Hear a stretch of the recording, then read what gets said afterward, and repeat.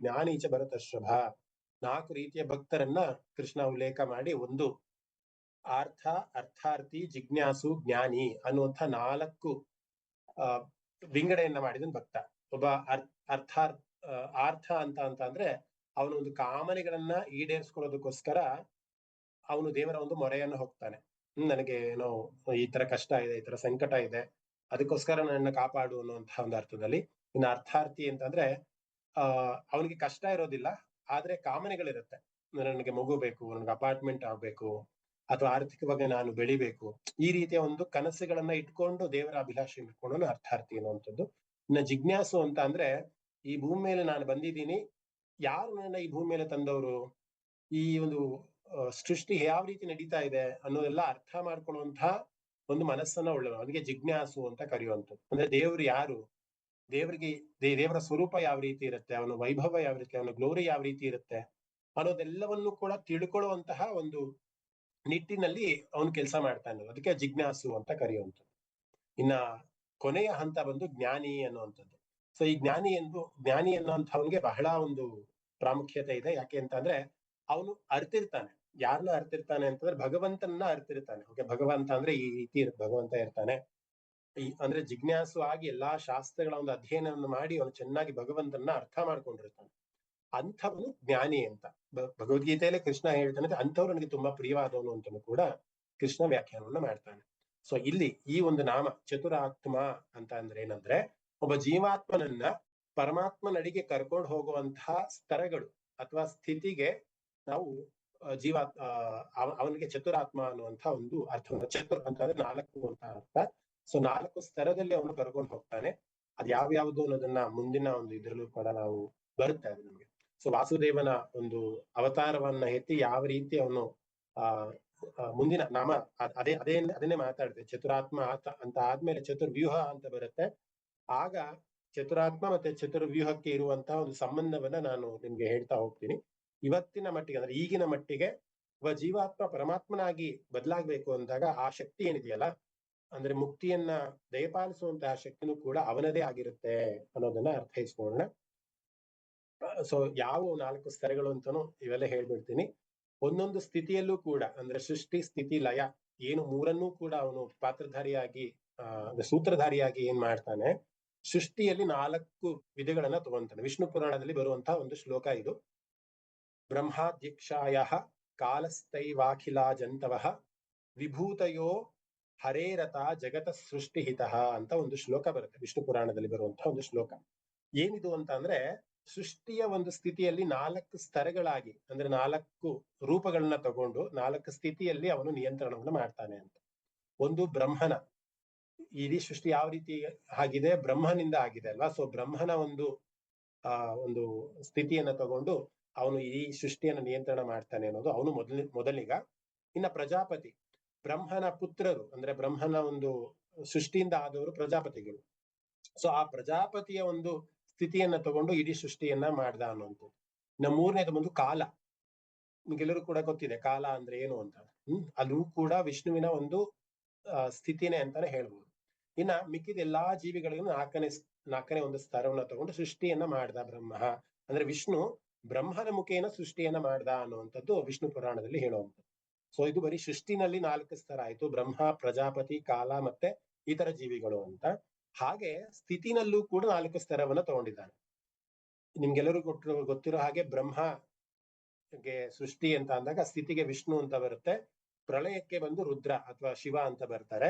So ಹಾಗೆ ಸ್ಥಿತಿನಲ್ಲೂ ಕೂಡ ವಿಷ್ಣು, ಮನು, ಕಾಲ ಮತ್ತೆ ಇತರ ಜೀವಿಗಳು. ಹೀಗೆ ಮನು ಅನ್ನೋದು ನಿಮ್ಗೆ ಸಾಮಾನ್ಯ ಗೊತ್ತಿರುತ್ತೆ. ರಾಜರ ಒಂದು ವಂಶದಲ್ಲಿ ಮೊದಲಿಗನಾದಂಥವನು ಮನು ಅನ್ನುವಂಥವನು. ಸೊ ಮನುವಿನ ಒಂದು ಅವತಾರದಲ್ಲಿ ಅವನು ಸ್ಥಿತಿಯ ಒಂದು ಇದನ್ನ ತಗೊಂಡಿದ್ದಾನೆ ಅಂತ. ತುಂಬಾ ತಲೆಗೆ ಹಚ್ಕೊಂಬೇಡಿ, ಮಹೋದಯ ಏನೇನೋ ಹೇಳ್ತಿದ್ದಾರೆ ಅಂತ. ನಾನು ವಿಷ್ಣು ಪುರಾಣದ ಒಂದು ಶ್ಲೋಕವನ್ನ ಉಲ್ಲೇಖಿಸಿ ಇವೆಲ್ಲವನ್ನು ಹೇಳ್ತಾ ಇರೋದು. ಇಲ್ಲಿ ಚತುರಾತ್ಮ ಅಂತ ಅಂದ್ರೆ ಸೃಷ್ಟಿ, ಸ್ಥಿತಿ, ಲಯ ಮೂರಲ್ಲೂ ಕೂಡ 4 ರೀತಿಯ ಭಿನ್ನ ಭಿನ್ನ ಸ್ಥಿತಿಗಳಲ್ಲಿ ಅವನ ಒಂದು ನಿಯಂತ್ರಣ ಮಾಡ್ತಾನೆ ಅನ್ನೋದನ್ನ ಅರ್ಥೈಸ್ಕೊಬೇಕು ನಾವು. ಸೃಷ್ಟಿನಲ್ಲಿ ಬ್ರಹ್ಮ, ಪ್ರಜಾಪತಿ, ಕಾಲ ಮತ್ತೆ ಇತರ ಜೀವಿಗಳು. ಸ್ಥಿತಿನಲ್ಲಿ ವಿಷ್ಣು, ಮನು, ಕಾಲ ಮತ್ತೆ ಇತರ ಜೀವಿಗಳು. ಹಾಗೆ ಲಯದಲ್ಲೂ ಕೂಡ ರುದ್ರ ಅಂತಂದ್ರೆ ಶಿವನ ಒಂದು ಸ್ವರೂಪದಲ್ಲಿ ರುದ್ರ, ಕಾಲ, ಯಮನು ಕೂಡ ವಿಷ್ಣುವಿನ ಒಂದು ಅಂಶನೇ ಅಂತ ಬರುವಂತ ರೀತಿನಲ್ಲಿ ಮತ್ತೆ ಇತರ ಜೀವಿಗಳು ಇಷ್ಟನ್ನು ಸೇರಿ ರುದ್ರಃ ಕಾಲೋತ್ಮನಾಧ್ಯಕ್ಷ ಸಮಸ್ತಾಶ್ಚೈವ ಜಂತವಃ ಚತುರ್ಧಾ ಪ್ರಳಯಾಸ್ತೈವ ಜನಾರ್ದನ ವಿಭೂತಯ ಅಂತ ವಿಷ್ಣು ಪುರಾಣದಲ್ಲಿ ಒಂದು ಶ್ಲೋಕ ಇದೆ. ಹಾಗೆ ಸೃಷ್ಟಿ ಸ್ಥಿತಿ ಲಯಗಳಲ್ಲಿ ನಾಲ್ಕು ಹಂತಗಳಲ್ಲಿ ಅವನು ತನ್ನ ವೈಭವವನ್ನ ತೋರಿಸ್ಕೊಂಡಿದ್ದಾನೆ. ಅದಕ್ಕೋಸ್ಕರ ಅವನ ನಾಮ ಚತುರಾತ್ಮ. ಆತ್ಮದಲ್ಲಿ 4 ವಿಧವಾಗಿ ಅಂದ್ರೆ ಜೀವಾತ್ಮನನ್ನ ಪರಮಾತ್ಮನಾಗಿ ಬದಲಾವಣೆ ಮಾಡೋದು ಅಥವಾ ಮುಕ್ತಿಯಡಿಗೆ ಕರ್ಕೊಂಡು ಹೋಗೋದ್ರಲ್ಲಿ 4 ಮೆಟ್ಟಿಲುಗಳನ್ನ ಅಥವಾ 4 ಸ್ಥಿತಿಯಲ್ಲಿ ಅವನು ಬಂದು ಹೋಗ್ತಾನೆ ಅನ್ನೋದನ್ನ ನಾವು ಈ ಒಂದು ನಾಮದಲ್ಲಿ ಅರ್ಥೈಸ್ಕೊಳ್ಬೇಕು. ಸೊ ಅವೆಲ್ಲ ಹೇಳಿದಾಗೆ ಕಥೆಯ ಮುಖಾಂತರ ರೆಕಾರ್ಡ್ ಆಗ್ತಾ ಇಲ್ಲ ಅನ್ಸುತ್ತೆ. ಇಲ್ಲ, ರೆಕಾರ್ಡಿಂಗ್ ಬೇರೆ ವ್ಯವಸ್ಥೆ ಆಗಿದೆ. ಸೌಮ್ಯ ಭಗಿನಿ ರೆಕಾರ್ಡಿಂಗ್ ಆನ್ ಮಾಡಕ್ಕಾಗತ್ತಾ? ಸೌಮ್ಯ ಭಗಿನಿ ರೆಕಾರ್ಡಿಂಗ್ ಗೆ ಬೇರೆ ವ್ಯವಸ್ಥೆ ಇದೆ, ಆಗ್ತಿದೆ ಅನ್ಸುತ್ತೆ. ಒಬ್ರು ಇನಿಷಿಯೇಟಿವ್ ತಗೊಂಡು ನಾನು ರೆಕಾರ್ಡಿಂಗ್ ಮಾಡ್ತೀನಿ ಅಂತ ಒಪ್ಕೊಂಡಿದ್ದಾರೆ. Recording in progress. ಧನ್ಯವಾದ. ಸೊ ಕಥೆಯ ಮುಖಾಂತರ ಈ ಒಂದು ನಾಮವನ್ನು ಅರ್ಥೈಸ್ಕೊಬೇಕಂತ ಅಂದ್ರೆ ಗರುಡನ ಒಂದು ಕಥೆಯನ್ನ ಉಲ್ಲೇಖವಾಗಿ ತಗೊಬಹುದು. ಸಾಮಾನ್ಯವಾಗಿ ನಿಮ್ಗೆ ತಿರುಮಲೆ ಅಂತ ಹೋದಾಗ 7 ಬೆಟ್ಟಗಳನ್ನ ಉಳ್ಳಂತಹ ಒಂದು ಇದನ್ನ ನಮ್ಗೆ ಸಾಮಾನ್ಯವಾಗಿ ಅದೆಲ್ಲ ಗೊತ್ತಿದೆ. ನಾನು ಆದ್ರೆ ಶೇಷಾದ್ರಿ ಬೆಟ್ಟ ಅನ್ನುವಂಥದ್ದೊಂದು ಅಂದ್ರೆ ಆದಿಶೇಷನ ಒಂದು ಅವತಾರದಲ್ಲಿ ಒಂದು ಗುಣಗಾನವನ್ನು ಮಾಡೋದಕ್ಕೋಸ್ಕರ ಅವನ ಹೆಸರಲ್ಲೇ ಒಂದು ಬೆಟ್ಟ ಅಂತ ಇದೆ. ಗರುಡಾದ್ರಿ ಅಂತ ಒಂದು ಬೆಟ್ಟ ಇದೆ. ಸೊ ಹಾಗಾಗಿ 7 ಬೆಟ್ಟಗಳು ಕೂಡ ಒಂದು 7 ನಾಮಗಳನ್ನ ನಾವು ನೋಡ್ತಾ ಹೋಗ್ಬೋದು. ಇಲ್ಲಿ ಗರುಡಾದ್ರಿ ಬೆಟ್ಟ ಅನ್ನುವಂಥದ್ದು ಯಾಕೆ ಬಂತು ಅನ್ನೋದಕ್ಕೆ ಒಂದು ಕಥೆಯ ಮುಖಾಂತರ ನಾವು ಅದನ್ನ ಅರ್ಥೈಸ್ಕೊಳ್ಳೋಕೆ ಪ್ರಯತ್ನ ಮಾಡೋಣ. ಗರುಡ ದೇವರು ಬಂದು ಒಂದ್ಸತಿ ವೆಂಕಟೇಶ್ನಲ್ಲಿ ಕೇಳ್ಕೊಂತಾರಂತೆ, ನಾನು ಪ್ರತಿ ದಿನ ನಿನ್ನ ಹೊತ್ತು ತಿರುಗ್ತೀನಿ, ನೀನ್ ಎಲ್ಲಿ ಹೋಗ್ಬೇಕೋ ಎಲ್ಲೋ ಕಡೆ ಸಂಚಾರ ಮಾಡೋದಕ್ಕೆ ನಾನು ನಿನಗೆ ಅನುವು ಮಾಡಿಕೊಡ್ತೀನಿ, ಸಹಾಯವನ್ನು ಮಾಡ್ತೀನಿ. ಆದ್ರೆ ನನ್ನನ್ನು ಯಾರು ಕೂಡ ಲಕ್ಷ್ಯ ಕೊಟ್ಟು ನೋಡೋದೇ ಇಲ್ವಲ್ಲ, ನನ್ನ ಬಗ್ಗೆ ಯಾರಿಗೂ ಕೂಡ ನಾನಿದೀನಿ ಒಬ್ಬ ಅನ್ನುವಂಥದ್ದು ಸುಮಾರು ಜನಕ್ಕೆ ಗೊತ್ತೇ ಇಲ್ವಲ್ಲ. ಆ ರೀತಿ ಏನಾದ್ರೂ ಮಾಡಿ ನನಗೂ ಕೂಡ ಸ್ವಲ್ಪ ನಿನ್ನ ಒಂದು ಸನ್ನಿಧಾನದಲ್ಲಿ ಇದೀನಿ ಅನ್ನುವಂತಹ ಒಂದು ಇದನ್ನ ಮಾಡ್ಕೊಡಪ್ಪ ಅಂತ ಅಂದ್ಬಿಟ್ಟು ಗರುಡ ದೇವರು ಬಂದು ವೆಂಕಟೇಶ್ವರನಲ್ಲಿ ಕೇಳ್ಕೊಂತಾರಂತೆ. ಆಗ್ಲಿ ನನ್ನ ಒಂದು ಲೀಲೆಯಲ್ಲಿ ನಿನಗೂ ಕೂಡ ಒಂದು ಸ್ಥಾನ ಬರುವಂತಹ ಒಂದು ನಿಟ್ಟಿನಲ್ಲಿ ನಾನು ಒಂದು ನಿನಗೆ ಸಹಾಯ ಮಾಡ್ತೀನಿ ಅಂದ್ಬಿಟ್ಟು ವೆಂಕಟೇಶ್ವರರು ಒಂದು ಉದಾಹರಣೆಯನ್ನ ಕೊಟ್ಟು ಹೇಳ್ತಾರೆ. ಏನ್ ಉದಾಹರಣೆ ಅಂತ ಅಂದ್ರೆ ರಾಮಾಯಣದ ಒಂದು ಉಲ್ಲೇಖವನ್ನು ತಗೊಂಡು ಹೇಗೆ ಹನುಮದೇವರು ಸೀತೆಯನ್ನ ಅವಲೋಕನ ಮಾಡಿ ಅಂದ್ರೆ ಸೀತೆಯನ್ನ ಹುಡುಕೋದಕ್ಕೆ ಉಂಗುರವನ್ನ ಕೊಟ್ಟಿ ಮತ್ತೆ ಸೀತೆ ಇದ್ದ ಸ್ಥಳಕ್ಕೆ ಹೋಗಿ ಮತ್ತೆ ಬೆಟ್ಟವನ್ನ ಹಾರಿ ಸಮುದ್ರವನ್ನ ಹಾರಿ ಹೇಗೆ ಸೀತೆಯ ಒಂದು ಹುಡುಕಾಟದಲ್ಲಿ ಅವ್ರು ಹೆಲ್ಪ್ ಮಾಡಿ ಒಂದು ಪಟ್ಟ ಅಭಿಮಾನಿ ಅಥವಾ ಪಟ್ಟ ಭಕ್ತ ಅಂತ ಹೇಗೆ ನಿರೂಪಣೆಯನ್ನು ಮಾಡ್ಕೊಂಡ್ರು, ಹಾಗೆ ನಿನಗೂ ಕೂಡ ಒಂದು ಕಥಾನಕದಲ್ಲಿ ಅಥವಾ ಒಂದು ಸನ್ನಿವೇಶವನ್ನ ನಾನು ಸೃಷ್ಟಿ ಮಾಡಿ ನಿನಗೂ ಕೂಡ ಅದೇ ರೀತಿಯಾದಂತಹ ಒಂದು ಒಂದು ಬೆಲೆಯನ್ನ ಅಥವಾ ಒಂದು ಯೋಗ್ಯತೆಯನ್ನ ಬರೋ ಹಾಗೆ ಮಾಡ್ತೀನಪ್ಪ ಅಂತ ಆಶ್ವಾಸನೆಯನ್ನ ಕೊಡ್ತಾರೆ. ಅದೇ ರೀತಿಯಲ್ಲಿ ಒಂದು ಋಷಿ ಮೇಧಾವಿ ಅನ್ನುವಂತಹ ಒಂದು ಋಷಿ, ಆ ಮೇಧಾವಿ ಅನ್ನುವಂಥ ಋಷಿ ಧ್ಯಾನಾಸಕ್ತನಾಗಿ ಕೂತಿರ್ತಾನೆ. ಯಾಕೆ ಅವನು ಧ್ಯಾನ ಮಾಡ್ತಿರ್ತಾನೆ ಅಂದ್ರೆ ಅವನೊಂದು ಆಸೆ ಇರುತ್ತೆ. ಏನ್ ಆಸೆ ಅಂತ ಅಂದ್ರೆ ವಿಷ್ಣುವನ್ನ ನಾನು ಮಾವನಾಗಿ ಪಡಿಬೇಕು ಅನ್ನುವಂಥ ಆಸೆ. ಎಲ್ಲರೂ ಕೂಡ ವಿಷ್ಣುವನ್ನ ನನ್ನ ಭಕ್ತನಾಗಿ ನಾನು ಸ್ವೀಕಾರ ಮಾಡ್ಬೇಕು, ನನಗೆ ಮುಕ್ತಿಯನ್ನ ಕೊಡ್ಬೇಕು ಅಂತ ಬೇಡ್ಕೊಂಡ್ರೆ, ಈ ಮೇಧಾವಿ ಅನ್ನುವಂತಹ ಒಬ್ಬ ಋಷಿ ವಿಷ್ಣು ದೇವರನ್ನೇ ನನ್ನ ಮಾವನಾಗಿ ಪಡಿಬೇಕು ಅಂದ್ರೆ ನನ್ನ ಮಗಳಿಗೆ ಅವನು ಗಂಡನಾಗ್ಬೇಕು ಅನ್ನುವಂತ ಆಸೆಯನ್ನಿಟ್ಟು ತಪಸ್ಸನ್ನ ಮಾಡ್ತಿದ್ರಂತೆ. ಅದಕ್ಕೆ ತೃಪ್ತನಾದಂತಹ ವಿಷ್ಣು ಒಂದು ಆಕಾಶವಾಣಿಯಲ್ಲಿ ಅಥವಾ ಒಂದು ಕನಸಿನಲ್ಲಿ ಬಂದು ಆಶೀರ್ವಾದವನ್ನು ಮಾಡ್ತಾರಂತೆ. ಆಗ್ಲಿ, ಖಂಡಿತ ನಿನ್ನ ಆಸೆ ನೆರವೇರುತ್ತೆ. ನಿನ್ನ ಸಂಸಾರದ ಜೀವನದಲ್ಲಿ ನಿನ್ನ ಮಗಳನ್ನ ಪಡೆಯುವಂತಹ ಒಂದು ಕಾರ್ಯದಲ್ಲಿ ನಿರತನ ಆಗುವಂದಾಗ ಅವಳಿಗೆ ಸ್ಫುರದ್ರೂಪಿಯಾದಂತಹ ಒಂದು ಮಗು ಜನನ ಆಗತ್ತೆ. ಆ ಮಗುವನ್ನ ಲಾಲನೆ ಪಾಲನೆ ಮಾಡಿ ಬಹಳ ಚೆನ್ನಾಗಿ ನೋಡ್ಕೊಂತಾ ಇರ್ತಾನ ಮೇಧಾವಿ ಅನ್ನುವಂತಹ ಋಷಿ. ಕಾಲಕ್ರಮೇಣ ಅವಳು ಕೂಡ ವಯಸ್ಸಿಗೆ ಬರ್ತಾಳೆ, ಮದುವೆಯ ಒಂದು ಸ್ಥಿತಿಗೆ ಹೋಗ್ತಾಳೆ. ನಂತರದಲ್ಲಿ ಒಂದು ದಿನ ವೈಕುಂಠದಲ್ಲಿ ಏನಾಗತ್ತೆ ಅಂತ ಅಂದ್ರೆ ಲಕ್ಷ್ಮಿ ಕಾಣೆ ಆಗ್ತಾಳೆ ಅಂತಂದ್ರೆ ಈ ಒಂದು ಲೀಲೆಗೋಸ್ಕರನೇ ಕಾಣೆ ಆಗ್ತಾಳೆ ಅಂದ್ರೆ ವೈಕುಂಠದಲ್ಲಿ ಕಾಣಿಸೋದಿಲ್ಲ.